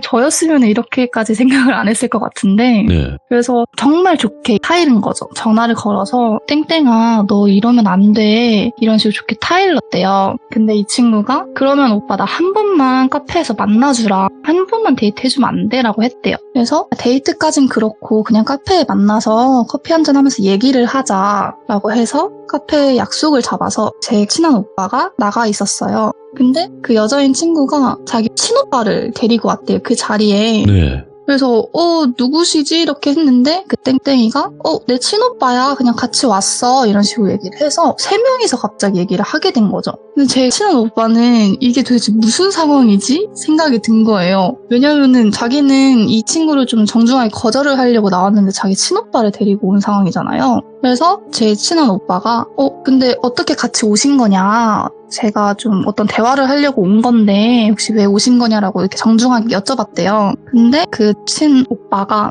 아니 그냥 내 동생이 좋아한다는 남자길래 얼마나 잘생겼는지 궁금해서 얼굴 한번 보러 왔어요 라고 얘기를 한 거죠. 그러니까 이 상황도 좀 자체가 어이가 없잖아요. 그래서 어쨌든 셋이서 좋게 얘기를 하고 그날 하루는 마무리가 된단 말이죠. 근데 그 일이 있고 나서 다음 날부터 집 앞에 편지들이 놓여있는 걸 보게 되는 거예요. 근데 그 편지들이 한 번은 그냥 A4 용지 적어가지고 사각형으로 접어서 놔두던 편지였고 다른 날에는 진짜 편지 봉투에 있는 그런 편지였고 또 다른 날에는 메모장에 그냥 써져 있는 그런 편지 같은 거였고 네. 또 어떤 날에는 꽃이 같이 있는 그 편지지 있잖아요. 꽃이 뭐 얇게 한 송이 붙어져 있는 편지지들이 있거든요. 그런 식으로 있던 편지들이라든지 그래서 이 오빠는 처음에는 그 A4 용지 편지를 봤을 때 이게 뭔가 전단지인가 싶어서 열어봤대요. 근데 글씨체가 딱 봤을 때 약간 남성이 쓴 것 같은 글자였대요. 그래서 이거 뭘까 이렇게 해서 내용을 이렇게 자세히 들여다본 거죠. 근데 거기에 자기가 편지를 쓴 사람이 누구라고는 밝히진 않고 내용이 당신을 처음 봤을 때부터 첫눈에 반했습니다. 우리가 이런 관계가 되면 안 되는 거는 자긴 너무 잘 알지만 그래도 한번 뭔가 좀 썸씽이 있었으면 좋겠습니다. 오. 만약에 제 편지에 동의하신다면 뭐 어디 공원으로 몇 시까지 나와주세요 라는 내용이었대요. 근데 솔직히 말하면 무섭잖아요. 누가 보낸 건지도 모르고 어떤 여자가 보낸 건지도 모르고 진짜 설마 그 친한 그 카페에 같이 알바했던 여자 동생이 보낸 건가? 우리 집은 어떻게 알았지라고 된 거죠. 그래서 그 편지는 무시를 했대요. 그래서 그 다음 날에는 그 편지지에 들어있는 편지였던 거예요. 그래서 그 편지도 또 무슨 내용인가 보니까 이번에는 되게 아기자기한 글씨로 오빠 안녕하세요 잘 지내죠? 이런 식으로 시작을 해서 나는 그 카페에 같이 일했던 동생을 돌비라고 할게요. 나는 돌비예요. 제가 오빠가 아무리 절 거절했어도 저는 오빠를 끝까지 쫓아다닐 거예요. 이런 식으로 편지가 써져 있는 거예요. 그래서 그 제 친한 오빠가 이걸 보고 화가 나는 거예요. 왜냐면 어제 봤던 편지도 그렇고 오늘 봤던 편지도 그렇고 이 친구라는 게 확실한 거잖아요. 근데 글씨체는 분명히 다르긴 했는데 뭔가 이 친구인 것 같아서 바로 전화를 걸었대요. 야, 돌비야, 너 내가 거절했는데 이렇게까지 하면 어떡하냐. 어제랑 오늘이랑 왜 우리 집까지 찾아와서 편지를 준 거냐. 그리고 우리 집은 어떻게 알았냐라고 물어보니까 돌비가 저 어제는 간 적 없는데 오늘만 갔어요 라고 한 거지. 그래서 제 친한 오빠는 당황스럽잖아요. 그럼 어제 그 편지는 누가 쓴 걸까? 근데 그 돌비라는 애는 나는 어제 간 적 없다. 그리고 오빠가 내 마음 안 받아주면 나는 계속 편지를 보낼 거다. 나중에는 뭐 집 안까지 넣을 거다. 그러니까 그 전에 내 마음을 받아달라. 이런 식으로 강압적으로 나오기 시작을 한 거예요. 그래서 제 친한 오빠가 너무 소름이 돋아서 바로 전화를 끊고 그 전화랑 카톡을 다 차단을 했다고 하더라고요. 근데 그 다음 날에는 또 메모지에 붙어있는 편지, 또 그 다음 날에는 그 아까 말씀드렸던 그 편지지에 꽃 붙어있는 편지지. 그게 계속 번갈아 가면서 하루마다 바뀌면서 편지가 오는 거예요. 그래서 이게 좀 화가 나니까 그 편지를 읽지도 않고 다 쓰레기통에 버린 다음에 경찰에 신고를 했대요. 근데 아시다시피 경찰분들은 집 앞에 편지가 있는 걸로 뭔가를 해주진 않잖아요. 특히 남성분들한테는. 예. 그래서 그 경찰분이 아저씨셨는데 아저씨한테 얘기를 하니까 그 아저씨가 되게 짝사랑하는 어떤 여학생이 놔두신 것 같은데 그 정도 했으면 마음 받아주세요. 이런 식으로 하고 그냥 순찰 좀 강화해주겠다라는 말만 하고 끊었다고 하더라고요. 그러니까 스토킹을 지금 당하고 있는 건데 그래서 이 오빠는 너무 어이도 없고 짜증나는 상황이지만 어떻게 할 방법이 없잖아요. 그래서 그냥 계속 그 편지가 오는데도 그냥 계속 오는 족족 버리고 뭐 어떤 뭐 그런 글 같은 것도 궁금하지도 않았다고 하더라고요. 그러니까 처음에는 이 여자애만 그 편지를 보내는 줄 알았으니까 그 편지를 계속 무시한 지 몇 주가 지나고 나서 돌비의 친오빠 있잖아요. 그 오빠가 자기 집 공원 앞에 자기 기다리고 있었대요. 누군가 이렇게 기다리고 있는 것 같아 보여서 여기 왜 찾아왔냐? 어떻게 찾아왔냐? 라고 물어보니까 돌비 친오빠가 아니 내 편지에 답장을 안 주니까 찾아온 거 아니야? 라고 얘기를 하는 거예요. 그래서 아니 편지를 보내준 적이 있냐? 나는 돌비 편지밖에 못 받았다 라고 하니까 그 돌비 친오빠가 아닐 텐데 우리 이틀에 한 번꼴로 편지 보내기로 했는데? 라고 얘기를 한 거죠. 그러니까 이 돌비 친오빠랑 돌비랑 제 친한 오빠한테 편지를 보내고 있었던 거예요. 하루하루 번갈아 가면서. 그래서 오늘은 내가 편지를 주는 날이라서 내가 온 거다 라고 한 거죠. 돌비 친오빠가. 그러니까 제 친한 오빠는 너무 당황스럽잖아요. 그래서 그 편지가 물론 맨날 그 편지를 열어본 건 아니지만 첫째 날 둘째 날 그때 분명 내용이 연애 편지였단 말이에요. 내 마음을 받아달라는 편지지. 그런 내용이었고 심지어 그 남자 같은 글씨체라고 했잖아요. 그 글씨체가 그 돌비 친오빠가 보낸 거였어요. 예. 그래서 제 친한 오빠가 짜증이 나서 그럼 첫날에 혹시 A4 용지에 글 써서 보낸 거 당신이냐? 하니까 맞대요. 그래서 그러면은 혹시 그 친오빠 분이 나한테 첫눈에 반하신 거냐 물어보니까 맞대요. 너무 소름이 끼치잖아요. 그래서 그럼 집은 어떻게 알았냐라고 하니까 그거는 비밀이래 알려줄 수가 없대요. 예. 그러면서 뭐 우리 둘 중에 한 명 마음을 받아줄 때까지 자기네들은 이렇게 맨날 편지를 보낼 거라 라고 얘기를 하는 거죠. 그 친오빠가. 그래서 제 친한 오빠는 얘네들 두 명이 다 제정신이 아니다 라고 해서 일주일 정도는 다른 친구 집에서 머물게 됐다고 하더라고요. 근데 아무래도 혼자 살았던 오빠다 보니까 친구랑 같이 있으면 너무 불편한 느낌이 드는 거예요. 그리고 그때까지는 뭐 집에 편지지만 두고 갔지 위에는 가진 않았으니까 일주일 있다가 다시 자기 원래 집으로 돌아가게 된 거죠. 근데 일주일이 지나고 집에 딱 오자마자 현관문 앞을 봤는데 편지가 쌓여있는 거예요. 왜냐면 일주일 동안 계속 편지를 놔뒀을 거니까. 그래서 편지 그거를 다 버리려고 편지들을 다 들었는데 거기 저희 면도칼 아시죠? 그 면도칼들이 이렇게 우수수 떨어지는 거죠. 그러니까 편지들 사이사이마다 면도칼을 다 놔뒀던 거예요. 그리고 나서 제일 마지막에 제일 바닥에 있던 편지지를 봤는데 그 편지지에 빨간색으로 이 편지 꼭 열어봐 이런 식으로 써져 있었대요. 그래서 너무 무서우니까 일단은 집에 들어가자라는 생각으로 그 편지지만 들고 집에 들어가서 문을 이중잠금을 해놓고 그 편지지를 열어보게 됩니다. 근데 열어봤는데 거기 뭐라고 써져 있냐면 너 우리 버리고 어디 간 거야? 내가 일주일 동안 찾아왔는데 도대체 이 편지를 읽지도 않고 가져가지도 않고 뭐 하는 거야? 우리 마음을 이렇게 무시하면 안 되지. 이런 식으로 빨간 글씨로 써져 있던 거죠. 제 친한 오빠는 아무 잘못한 게 없는데 이 두 사람이 자기를 나쁜 사람이라고 몰아가고 있는 거예요.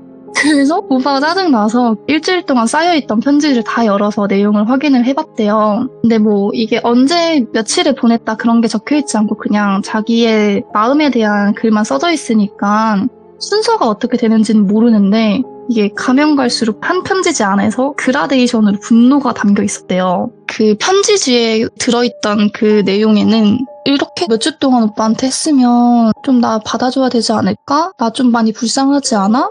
근데 우리 친오빠보다 내가 오빠 먼저 더 처음부터 내가 좋아했으니까 나를 받아줘야 돼. 우리 친오빠는 받아주면 안 되지. 이건 도리상 말도 안 되는 일이야. 라고 써져 있으면서 마지막에는 욕설까지 함께 써져 있는 그런 편지지였고 친오빠가 쓴 그 편지지에는 아무리 그래도 내 동생은 나보다 못생겼으니까 나랑 사귀는 게 더 낫지 않을까? 너가 지금 진지하게 고민하고 있는 거 알아. 하지만 넌 나한테 돌아올 거라고 믿어. 이런 식으로 써져 있었대요. 그러고 나서 그 편지들을 다 읽고 나서 쓰레기통에 버리고 다시 친구 집으로 향하게 됩니다. 근데 어쨌든 그 다음날은 학교를 가야 되는 날이기 때문에 학교를 갔다가 같이 친구랑 다시 그 친구 집에 돌아온 거예요. 근데 그 친구 집 앞에 웬 상자가 하나 있더래요. 선물 상자 같은 약간 저희 손바닥 사이즈의 얇은 종이 상자 같은 게 있더래요. 그래서 저거 뭐지? 야 택배 왔나 보다 이런 생각을 하고 그걸 들고 친구랑 같이 집에 가서 그걸 열어봤는데 거기에 그 머리카락을 뭉텅이로 잘라서 그 상자에 꽉 채워놓은 거였대요. 그래서 이거 뭐지? 누가 버리고 간 건가? 뭐지? 너 무슨 나처럼 스토킹 당하냐? 이렇게 된 거죠, 친구한테. 예? 근데 그 친구분은 아니다, 나 뭐 그런 거 없다. 그런 거 없는데 뭘까? 이렇게 해서 그게 머리카락이니까 찝찝하잖아요. 그거를 바로 공원 같은 데 가서 태워버렸대요. 그리고 나서 같이 밥 먹고 한숨 자고 다음날에 일어났는데 나가자마자 또 편지지가 있더랍니다. 그래서 제 친한 오빠는 설마 진짜 내 친구 집까지 안 건가? 어떡하지? 그래서 그 편지지를 바로 버리고 또 경찰한테 연락을 했지만 경찰은 또 해줄 수 있는 게 없다는 답변만 돌아왔대요. 그리고 그 친구도 너무 화가 나니까 너 알아서 해라. 너 집에 가서 스토킹을 당하든 말든 우리 집까지 걔네들이 찾아온 거면 나한테도 피해 있을 수 있다라고 해서 그 오빠는 다시 자기 원룸으로 돌아가게 돼요. 자기 원룸으로 이틀 만에 돌아간 거잖아요. 근데 집을 딱 문을 연 순간 쓰레기 냄새가 이렇게 음식물 쓰레기 같은 그런 오물 냄새가 네. 코를 찌르는 듯한 느낌을 받았대요. 문을 열자마자. 그래서 뭐야 나는 음식물 쓰레기 버리고 나왔는데 생각을 해서 싱크대 쪽으로 가봤는데 싱크대 쪽에는 또 깨끗해요. 그래서 뭘까 해서 그 냄새의 근원지를 찾아가니까 자기 침대에 그 김치 국물 같은 빨간색 국물들이랑 온갖 오물들이 이렇게 침대에 흩뿌려져 있었대요. 근데 그게 환기가 안 되는 곳이었으니까 문을 열자마자 그 냄새가 코를 찔렀던 거죠. 그래서 설명해 주기로는 그 시궁창에서 나는 냄새가 찌린내랑 뭐 그런 오물 냄새들이랑 되게 매운 국물 냄새 막 그런 게 섞여서 났다고 하더라고요. 그러니까 집에 들어온 거잖아요. 그래서 일단은 이거를 버리든 뭔가를 하고 냄새가 너무 많이 나니까 그래서 이걸 일단 쓰레기로 다 버리고 나서 손을 씻으려고 화장실에 들어갔는데 네? 화장실 문이 닫혀 있어서 이렇게 문을 열고 들어가니까 화장실 거울에 예? 빨간색 립스틱으로 오빠 이제 알겠지? 라고 써져 있는 거예요. 미쳤네 이거. 예. 그래서 얘 뭐지? 진짜 이상하다. 나 진짜 어떡하지? 우리 집안까지 들어왔네. 이런 생각을 하면서 일단 그걸 증거니까 증거 사진 찍어놓고 네. 그리고 나서 목이 너무 타가지고 냉장고를 열어봤는데 냉장고에 자기가 사놓지 않았던 우유가 있더래요. 흰 색깔 우유가. 그래서 이거 뭐지? 이래서 드는 순간에 그 우유 큰 곽 있잖아요. 그 큰 곽 밑에 쪽에 또 빨간색으로 뭐가 써져 있더래요. 그래서 뭘까? 뭐야 이거 뭐야? 또 걔가 놔두고 간 건가 해서 보니까 엄청 좀 약간 지렁이 같은 글씨로 욕설이 많이 섞여 있어. 제가 최대한 순화해서 말씀드릴게요. 예. 이 우유 내가 사다 놓은 건데 너가 먹으면 어떻게 될지도 몰라. 근데 어떻게 안 될지도 모르니까 한번 마셔봐. 이런 식으로 그 밑에다가 조그맣게 써져 있는 거예요. 욕설이랑 함께. 그래서 이것도 증거잖아요. 그리고 어떻게 보면 지금 거의 사회협박을 받고 있는 거일 수도 있고 그 우유곽 안에 뭐 지문 같은 게 묻어 있을 수도 있고 되게 소중한 증거니까 일단 그거를 사진을 찍어놓고 경찰한테 또 연락을 하게 된 거죠. 근데 경찰분이 답변이 그때 당시에 한 8년, 9년 전이니까 네. 그때 당시는 남성분이 스토킹을 받으면 여성분한테 처벌이 그렇게 크게 안 갔었대요. 약했죠 법이. 네. 예. 분명히 집에 안에 들어와갖고 지금 여자애가 립스틱으로 글을 쓰고 갔는데 네. 경찰이 아니 근데 해줄 수 있는 게 없다. 지금 직접 다치신 것도 아니고 그리고 그 우유도 그 친오빠가 놔두고 간 건지 그 여자애가 놔두고 간 건지 모르니까 이거는 그냥 뭐 어떻게 해줄 수 있는 방법이 없다. 그 여자애를 뭐 찾아가서 우리가 구속해가지고 수사할 수가 없다라고 된 거예요. 억울하잖아요. 그래서 일단 그렇게 하고 자기는 증거는 계속 갖고 있는 상태로 그냥 넘어가게 되는 거죠. 그러고 나서 학교를 갔다가 옵니다. 다음 날에. 학교를 갔다가 와서 집에 비밀번호를 치고 들어가려고 하는데 집 안에서 소란스러운 소리가 들리는 거예요. 집에 분명히 아무도 없고 자기 혼자 사는 원룸인데 소란스러운 소리가 왜 들리지? 어떤 소리일까 해서 비밀번호를 딱 치고 들어갔는데 그 돌비랑 돌비 친오빠가 격렬하게 몸싸움을 하고 있는 거예요. 자기 집에서. 그래서 제 친한 오빠는 당황스럽잖아요. 네. 이렇게 마주칠 줄은 몰랐던 거죠. 얘네가 이미 우리 집에 한번 들어왔던 적이 있는 애들인데도 이렇게 마주칠 줄은 몰랐던 거예요. 네. 그래서 일단 제 그 친한 오빠가 당황하니까 너네 뭐야? 너네 어떻게 들어왔어? 이렇게 하니까 돌비가 갑자기 칼을 들고 오더니 자기 게 되면서 오빠 나야 아니면 내 친한 오빠야? 지금 선택해야 돼. 우리 이게 이 상태로 계속 놔두면 둘 중에 한 명 죽어. 이런 식으로 돌비가 말을 했대요. 그리고 돌비 친오빠도 와가지고 빨리 선택하라. 오늘 안에 선택해야지. 우리 둘 다 산다고. 너가 선택을 해줘야 된다. 그래서 제 친한 오빠는 아니다. 일단은 그럼 둘이 진정을 하고 둘 다 진정을 하면은 내가 그때 얘기를 하겠다. 집에 잠깐 있어라 라고 하고 나서 제 친한 오빠는 경찰에 신고를 하러 갑니다. 왜냐하면 그 두 명의 스토킹범 다 집 안에 있는 상태잖아요. 그러니까 몰래 이제 내려와가지고 경찰한테 전화를 하게 돼요. 그래서 경찰한테 전화를 하고 그 경찰이 알겠다 그러면 이제 가겠다라고 해서 경찰 출발한다는 그런 문자를 받았고 친한 오빠가 자기 혼자 궁금하니까 또 올라가게 되는 거예요. 저 같으면 경찰이랑 같이 올라갈 것 같거든요. 예. 근데 제가 친한 오빠는 그때 당시에는 그냥 너무 궁금해서 혼자 올라가 봤대요. 근데 올라가 보니까 또 소란스러운 소리가 들려서 비밀번호를 치고 딱 문을 여니까 그 돌비의 친오빠가 돌비를 찔 기세로 그렇게 하고 있는 거예요. 어떤 물건으로 그 동생을 찌려고. 그래서 이제 제 친한 오빠는 놀랬으니까 아 그럼 안 된다. 그게 말리고 나서 그때 얘기를 한 거죠. 나 경찰에 신고했다. 경찰에 신고했는데 이거 봤으면 너 지금 살인미수다. 이러면 안 된다. 친동생을 그렇게 어떻게 하냐. 아무리 사랑 때문에 그래도. 라고 하고 나서 말을 하니까 그 돌비 친오빠는 그 자리에서 도망을 갔대요. 그리고 돌비도 경찰에 신고를 했다고 하니까 자기가 이 상태에서 걸리면 안 되잖아요. 집에 몰래 들어온 거였으니까 처벌을 받을 수도 있어서 돌비도 바로 도망을 갔다고 하더라고요. 그러고 나서 경찰이 왔는데 경찰이 왔을 때는 아무것도 없잖아요. 예. 근데 그 바닥에 놓인 칼 한 자루밖에 없고 그 범인들이 없는 거니까 그래서 경찰은 그날 순찰을 더 강화하겠다. 이상한 여자나 남자 보이면 자기들이 뭐 귀가 조치하겠다 이런 식으로 하고 그냥 갔대요 또. 그리고 나서 며칠 정도 동안은 편지도 안 오고 누가 찾아오지도 않았다고 합니다.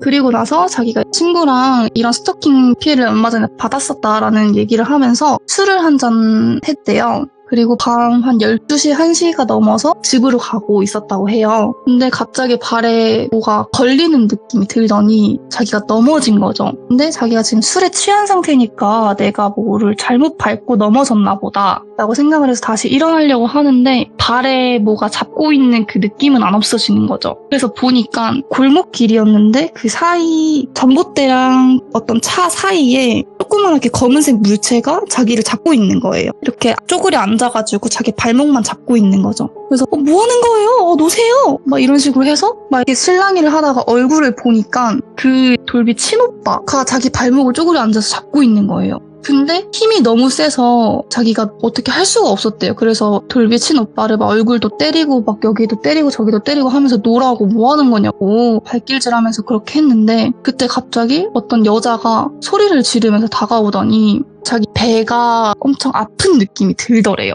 뭐야 이거? 그래서 뭐지? 막 이렇게 하다가 정신을 잃었다고 하더라고요. 예. 그러고 나서 눈을 뜨니까 병원이었대요. 그래서 어떻게 된 거지? 그래서 그때 마침 경찰이 와가지고 경찰한테 사건 얘기를 들어보니까 스토킹을 했던 그 돌비랑 돌비 친오빠 있죠? 남매가? 예. 그 남매가 그 오빠한테 안 좋은 일을 하려고 했던 거죠. 그래서 돌비 친오빠가 그 발목을 잡고 있고 그 돌비가 그 위험한 물건으로 해하고 제 친한 오빠의 배를 친 거죠. 그러니까 좀 안 좋게 할 심상으로. 그래서 진술을 들어보니까 이 사람이 우리 둘을 가지고 장난을 했다. 언제는 내 오빠가 좋다 그랬다가 언제는 내가 좋다고 했다. 네. 근데 뭐 내가 아무리 말해도 우리 친오빠가 아무리 말해도 뭐 자기는 그런 적 없다고 얘기하는데 아니라고. 나는 이 친오빠랑 사귀었고 내 친오빠도 이 친한 오빠랑 사귀었다. 그러니까 얘는 지금 양다리다. 이런 식으로 우와. 혼자 망상을 하고 있던 거예요. 근데 그 친오빠도 마찬가지로 이 똑같은 망상을 하고 있었다고 하더라고요. 그 진술서에. 그래서 이제 형사들도 어이가 없잖아요. 이게 어떻게 보면 사람이 죽을 수도 있는 사건인데 이렇게 자기 마음을 안 받아줬다고 두 명이서 작당을 해가지고 한 명을 그렇게 담가버리려고 하는 게 어이도 없고, 그리고 자기네들은 무조건 사귀었던 사이다. 뭐 자기네들은 일부러 죽이려고 한 게 아니라 얘가 우리한테 거짓말을 했다 이런 식으로만 나오니까 자기 범죄에 대해서는 전혀 인정을 안 하는 거예요, 둘 다. 그래서 제 친한 오빠가 합의는 없다. 나 이 사람들 때문에 지금 몇 달간 너무 힘들었고 죽을 뻔했다. 그냥 이 사람들 그냥 깜빵 보내라 이런 식으로 된 거죠. 그래서 결국에는 그 두 명은 깜빵에 갔다고 합니다. 그래서 제 친한 오빠가 이 이야기를 끝으로 말해준 거는 내가 아무리 잘생겼어도 남자한테 이렇게까지 스토킹을 받아볼 정도로 살진 않았는데 그 둘이 약간 뭔가에 씌인 거 아니었을까, 아니면 둘 다 정신이 아픈 거 아니었을까 라고 얘기를 해주더라고요. 아니, 근데 이 오빠가 실제로 좀 잘생기긴 했어요. 키도 크고 예. 몸도 어느 정도 다부지고 생긴 것도 살짝 여성스러움과 남성스러움이 같이 공존하는, 그렇게 좀 잘생기긴 했어요, 이 오빠가. 네네. 근데 자기가 아무리 잘생겼어도 남자한테 이렇게까지의 관심을 받아본 적은 없는데 도대체 그 사람들은 정신머리가 어떻게 됐었을까라고 얘기를 하더라고요. 아니, 근데 진짜 친남매는 맞는 거예요? 나 그것도 의문이네? 근데 형사님이랑 얘기를 했다고 했잖아요. 네. 근데 그때 친남매는 맞다고 하더라고. 왜냐면 가족 관계가 뜨니까. 예. 그 가족 관계가 뜨니까 딱 봤는데 그렇다고 하더라고요. 남자와 여자에게 동시에 사랑을 받았던, 그것도 지독한 사랑을 스토킹을. 받았던. 야, 사실 이게 섬뜩하다, 이거. 자극적인 얘기가 너무 많아서 뺀 다 거예요? 말씀을 못 드렸어요. 왜냐면은 저희 돌비 채널은 어린이들도 볼 수 있는 그런 채널이기 때문에. 근데 약간- 그럼에도 불구하고 충분히 자극적이었고요. 그리고 아니, 그러면 말씀 못한 게 뭐예요? 간단하게 얘기하면 뭐 성적인 그런 거예요? 네, 맞아요. 와. 이게 성적인 그건데 영상을 보낸다든지 아니면 물건 같은 거, 그런 거를 집 앞에 편지랑 같이 논다든지 미쳤네. 그런 게 있었다고 하더라고요. 자세히는 더 이상 말씀 못 드리겠습니다. 근데 저희 시청자분들도 이야기를 들으면서 답답해하니까 그런 말씀들을 하겠지만, 경찰분들을 그때 당시에 이상하다, 아쉬울 수 있어요. 대처가 아쉬울 수 있습니다, 충분히. 근데 경찰분들도 경찰분들의 입장이 있는 거는 명확히 맞는 거고, 그리고 지금 같은 맞습니다. 경우는 스토킹 범죄 처벌이라든지 이런 것들이 굉장히 그나마 좀 강해져 있는 상태잖아요. 맞습니다. 예, 근데 과거에는 솔직히 잘 치부를 안 해줬죠, 그거를. 그래서, 특히 남자가 스토킹 피해를 당했다고 음, 하면 네. 처벌 수위가 엄청 낮았다고 하더라고요. 네네. 그래서 지금이야 좀 많이 좋아지고 세상이 또 바뀌어가고 있는 중이겠지만, 그 당시에 그 시기를 생각을 하고 이야기를 들어주시면 될 것 같고요. 그리고 또 아시다시피 진짜 불철주야 정말 고생하시는 경찰분들도 많아요. 근데 맞습니다. 간혹 이건 대처가 아쉬운 걸 떠나서 이게 맞나 싶을 정도의 경찰분들도 있는 것도 사실입니다. 하지만 그렇습니다. 모두가 그런 건 아니니까 그 부분은 그렇게 확실히 짚고 넘어가고, 본범님께서 오늘 해주신 이야기도 왜 다르다고 했는지는 알 것 같습니다. 맞습니다. 저는 이런 얘기를 처음 들어봤습니다. 야, 이거는 진짜 누가 들어도 섬뜩한 남매의 사랑이라고 볼 수 있겠네요. 예. 맞습니다. 어떻게 남매가 동시에 한 사람을 그렇게 하는지는 저는 너무 신기합니다. 아직까지도. 상상도 하기 싫은 그런 이야기였고요. 오늘 본범님께서 그래도 이야기를 너무나 생동감 있게 잘 전달을 해주셔서 저희가 너무나 잘 들었던 것 같습니다. 항상 조심해야 되는 세상인 것 같습니다. 감사합니다. 감사합니다. 네. 자, 이번 이야기는 시청자 봄봄님께서 찾아오셨습니다. 오늘 봄봄님이 들려주실 아주 무서운 이야기는 어떤 이야기가 될지 같이 한번 들어보도록 할게요.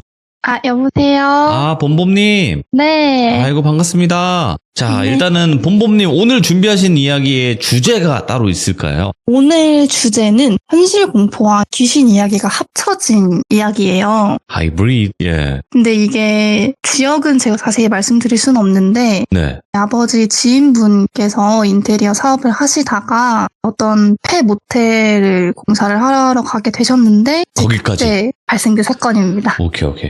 그러면 아주 큰 지역 있잖아요. 서울, 경기, 인천, 뭐 이렇게는 안 되는 건가요? 안 되는 건가? 네, 왜냐면은 이게 그 지역에서 너무 유명한 얘기래요. 그래요? 그래서 이게 그 지역을 말씀드리면 특정될 수가 있다고 하더라고요. 자, 그러면 바로 시작을 해보도록 하겠습니다. 렛츠고! 길이십니다. 봄봄이죠.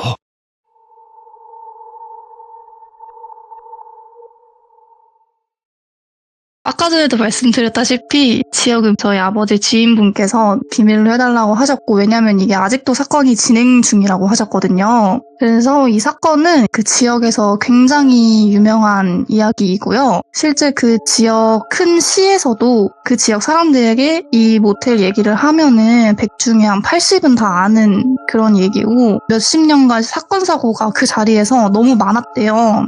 그래서 그 근처로 잘 안 다니신다고 하더라고요. 그 지역 분들도. 그래서 이야기 본론으로 들어가서 아버지 지인분이 인테리어 사업을 하시는 분이고 이분을 돌비라고 칭할게요. 그래서 이 돌비님이 돌비시에 있는 돌비 모텔에서 의뢰가 들어왔대요. 그래서 돌비님과 돌비님 동료들 몇 명을 데리고 내려가게 되었어요. 네. 모텔이다 보니까 숙식이 다 제공이 된다고 했고 숙박은 그 몇 개 호실만 청소를 해서 알아서 사용하면 된다고 했대요. 그래서 그 모텔 1층 호실을 몇 개 청소를 하고 숙박을 한 다음에 다음 날부터 바로 작업에 들어가는 거였어요. 근데 돌비님은 원래 이 지역에서 의뢰가 많이 들어왔었고 다른 지방에서도 많이 들어왔었기 때문에 별로 생각을 안 하고 그냥 내려가게 되었고 이 모텔에 대한 소문은 아무것도 듣지 못한 채 일을 시작하게 되셨대요. 근데 이 현장에 인테리어를 하는 돌비님 팀만 있는 게 아니라 다른 팀들도 있었대요. 뭐 예를 들면 수도 배관을 하는 팀이라든지 목수를 하는 팀이라든지 아니면 뭐 유리나 샤시를 전용으로 하는 팀이라든지 몇 팀이 다 진행을 하게 되었는데 이 돌비 모텔이 운영을 꽤 오래 안 했던 폐모텔이었대요. 그래서 다른 주인분이 그 모텔을 인수를 해서 싹 다 리모델링을 하고 다시 운영을 하려고 인테리어 업자를 부른 거였죠. 그래서 리모델링을 시작을 하고 층별로 조금씩 진행 중이었대요. 근데 거기서 5층을 진행할 때였는데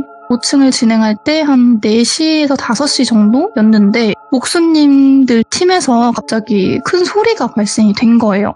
그래서 돌비님이 가봤대요. 근데 50대 목수 아저씨가 소리를 지르면서 피를 흘리면서 바닥에 쓰러져 있는 거예요. 그래서 돌비님이 보니까 얼굴에서부터 왼쪽 팔까지 나무 자르는 그라인더 아시죠? 그걸로 얼굴에서부터 왼쪽 손까지 다 싹 긁혀 있는 거예요. 어이구야. 그래서 피가 나고 있었던 거예요. 근데 그 목수님은 30년 정도 된 베테랑 목수셨고 어느 정도 살짝 부상 같은 건 있었어도 그렇게 길게 쓸린 적은 단 한 번도 없던 사람이었대요.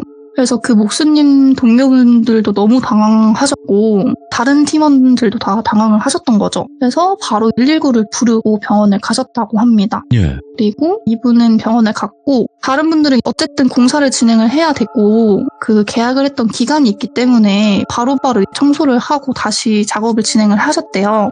그래서 이 다음 날부터 이런 사건 사고들이 계속 끊임없이 발생을 하는 거예요.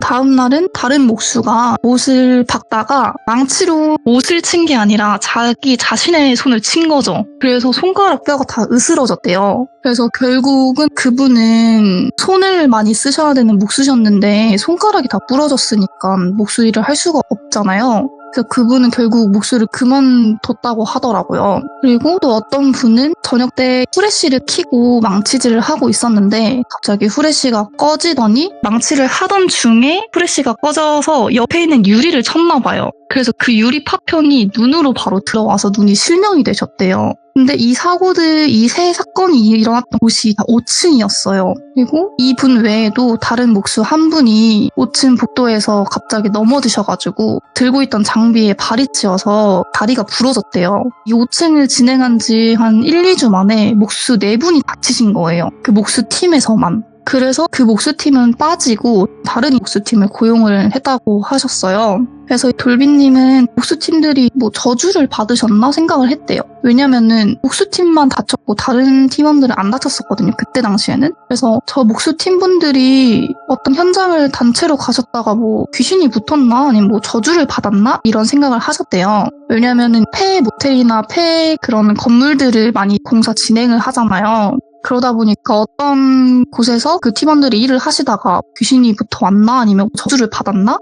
이런 생각을 하셨다고 합니다. 왜냐면 목수팀만 다쳤으니까. 그래서 그 목수팀 분들은 빠지고 다른 팀이 들어왔는데 그 다음에 또 다른 팀에게 그 저주 같은 게 시작이 된 거예요.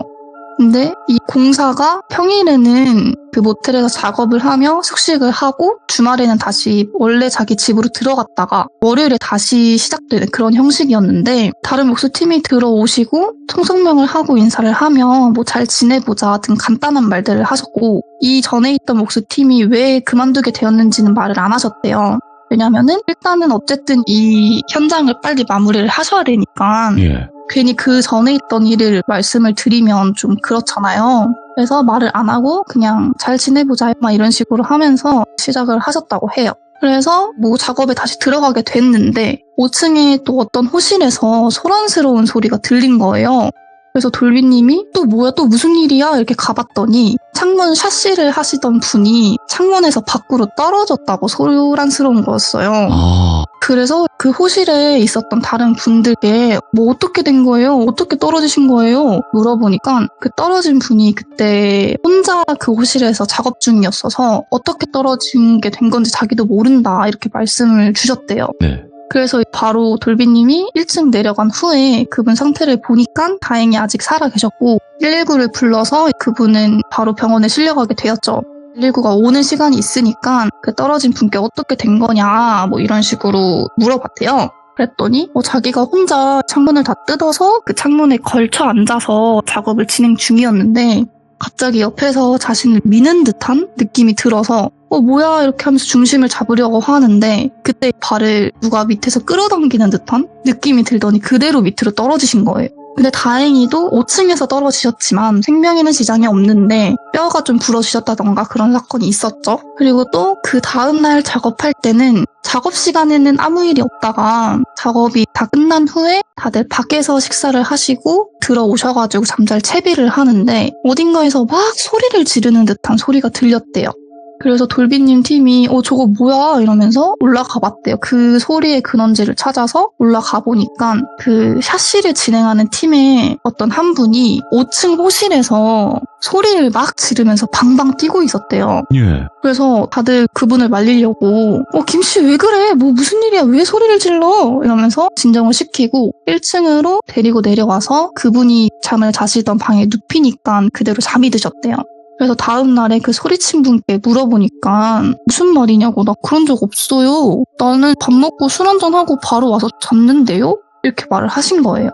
근데 그분이 2인 1실이었는데 그분이 어제 떨어졌던 그분의 룸메이트셨거든요. 그래서 그분이 혼자 잠을 자셨으니까 그분이 술을 먹고 취하고 나간 거를 아무도 모르는 거예요. 왜냐면 그 방에는 혼자 계신 거니까. 그래서 자기는 그런 적 없다. 왜 그러냐 나 어제 술 먹고 잤다고 이런 식으로 말씀을 하신 거죠. 그래서 돌비님과 돌비 팀원들은 되게 무섭잖아요. 왜냐면 이게 팀마다 사건사고가 계속 일어나고 첫 번째 주랑 두 번째 주는 목수팀들이 일이 있더니 이제 두 번째 그 시간에는 샤시팀에서 계속 일이 진행이 되고 있는 거니까 그래서 너무 당황스럽고 그 사건이 다 끝나면 자신의 팀원들이 다칠 수도 있는 거잖아요.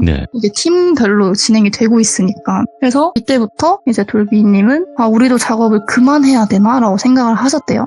근데 작업을 그만하기에는 사건 사고가 아직 자기 팀엔 없는데 그만두게 되면 위약금을 물잖아요. 근데 그 위약금이 좀 세다 보니까 좀 반반이었던 거죠. 여기서 그만둘까? 아니면 그냥 좀 계속 해볼까? 왜냐면 아직까지 누가 뭐 사망한 사람이 없고 그냥 다치신 분만 있으니까 그냥 일단 진행을 하자라고 생각을 하셔서 계속 진행을 하게 되었다고 합니다. 근데 그 다음날부터는 작업 시간에는 무슨 일이 없는데 저녁에만 계속 일이 일어나는 거예요. 그 샤시팀에서 또 어떤 분이 그 다른 방에서 묵던 룸메이트 한 분이 아니 우리 사람이 사라졌다. 이 사람 어디 간 거냐. 전화도 안 받는다. 이렇게 하신 거예요. 다른 팀원들한테 같이 찾아주시라고 했대요. 그래서 밖에를 먼저 찾으러 가기보다는 그 모텔 안에서 뭔가 좀 구경을 하고 있나라는 생각이 들어서 그 모텔을 다시 1층, 2층, 3층, 4층, 5층 이렇게 보게 된 거죠.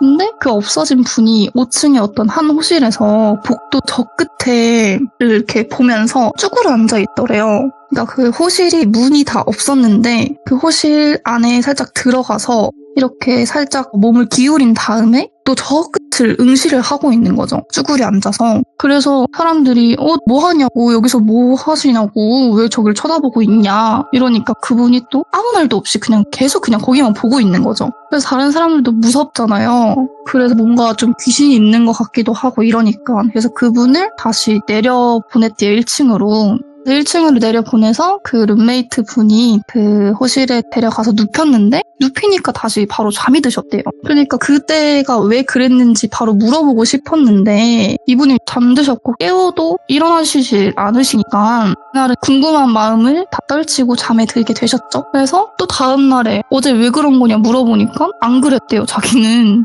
안 그랬다고. 나 어제 바로 잠들었다고. 그 룸메이트 분께 나 어제 바로 잠드는 거 보지 않았냐. 나 바로 잤다. 이렇게 또 말씀을 하시는 거죠. 그래서 그 샤시팀도 그 사건이 그 샤시팀에서만 일어나니까 뭔가 무섭잖아요. 이분들도. 그래서 이분들도 결국에는 작업을 중단을 하고 다른 샤시팀이 들어오셨다고 해요. 근데 여기서 그 샤시팀이 또 다른 팀이 오셨으니까 다음 사건 진행이 뭔가 자신의 팀일 것 같은 거죠. 돌비님은. 근데 어쨌든 일단은 그냥 진행을 하셨다고 해요. 왜냐면 돈이 많이 드니까. 예. 근데 그러다가 이제 돌비 팀원 분이 한 분이 다치시게 된 거예요. 작업을 하다가. 그래서 안 되겠다 싶어가지고 그냥 위약금을 물고 그만두셨대요. 그 작업을. 왜냐면 자신의 팀원이 다치셨으니까. 근데 그분은 크게 다치신 건 아닌데 좀 넘어지셔가지고 발목을 접지르는 정도? 근데 어쨌든 그 저주가 자기 팀에 넘어온 것 같은 느낌이 드셨대요. 그래서 바로 위약금을 물고 그만두셨다고 하더라고요. 그래서 다음에 나중에 알고 보니까 그 돌비시에 있는 그 모텔이 한 10년 전부터 사건 사고가 끊이질 않았대요. 네. 어떤 분이 인수를 해서 다시 영업을 하면 그 모텔에서 사람이 죽거나 어떤 분이 뭐 안 좋은 선택을 하시거나 근데 그 안 좋은 선택을 하신 그 층이 5층인 거예요, 다. 전에 있던 그 인수를 해가지고 하셨던 그 주인분들 말을 들어보면 다 5층에서만 사건이 일어났대요. 어떤 분이 뭐 호실 퇴실 시간이 돼서 연락을 드렸는데 전화를 안 받아서 5층실을 딱 가서 노크를 했는데 아무 소리가 안 들려서 뭔가 좀 이상하다 싶어서 강제로 문을 개방하고 들어갔는데 안 좋은 선택을 혼자서 이제 하시고 돌아가신 분이 있거나 뭐 그런 사건이 끊이질 않았대요. 10년 전부터. 그래서 이게 흉흉한 그런 소문들이 동네에서는 다 알잖아요. 돌비 호텔에서 언제 뭐 누가 안 좋은 선택했대, 뭐 누가 죽었대, 뭐 아니면 살인 사건이 났대, 뭐 이런 소문이 다 돌잖아요. 그러다 보니까 거기는 장사가 너무 안 되는 거죠. 여행 온 사람들이나 한 번씩 들어가지 그 돌비시에 있는 다른 분들은 전혀 안 가셨대요. 그러니까 장사가 안 되니까 그 모텔을 팔고 다른 분이 또 그 모텔을 사서 영업을 하시고 이런 게 몇 년째 반복 중이었는데 저희 그 돌비님이 인테리어 그거를 하기 전에 몇 달 전에 거기서 폐모텔이다 보니까 거기서 어떤 사건이 일어났었던 적이 있었대요. 예. 그러니까 그 지금 현재 모텔을 가지고 계시는 그 주인분이 인수를 하기 전에 아예 그냥 아무런 그 주인도 없었던 때에 사건이 났었대요, 거기서. 근데 그 층도 5층이었대요. 그래서 그 5층이 뭔가 진짜 뭐 귀신이 있나 보다, 뭐 저주를 받았나 보다 이런 생각이 드셨다고 하더라고요. 그래서 거기는 더 이상 안 가고 싶다라고 했는데 그 돌비 모텔 사장님께서 근데 인테리어 할 분이 없다. 제발 와서 해주면 안 되겠냐라고 계속 간곡히 부탁을 하셨대요. 근데 무섭잖아요. 돌비님도 자기가 다칠 수도 있는 거고 아니면 자기 팀원들이 다칠 수도 있는 부분이니까 그래서 안 가겠다. 나 그냥 못 하겠다고 근데 그 돌비 호텔 사장님이 그럼 돈을 더 많이 주겠다.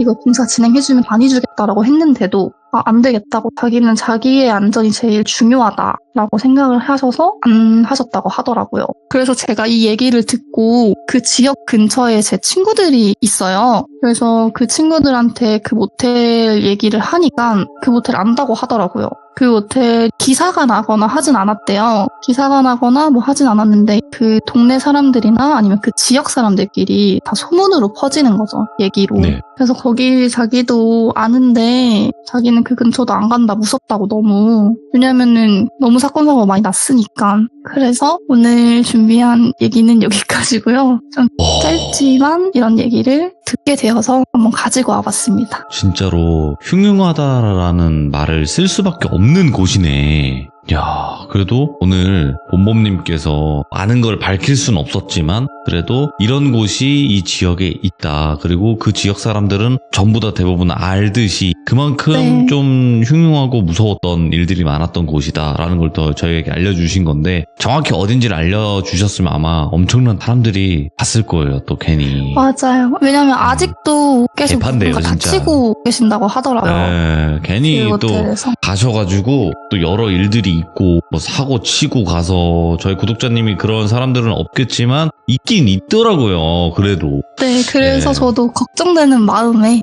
아이고, 그래도 큰 용기 내주셔서 감사합니다, 봄봄님. 네, 감사합니다. 네, 고맙습니다. 네.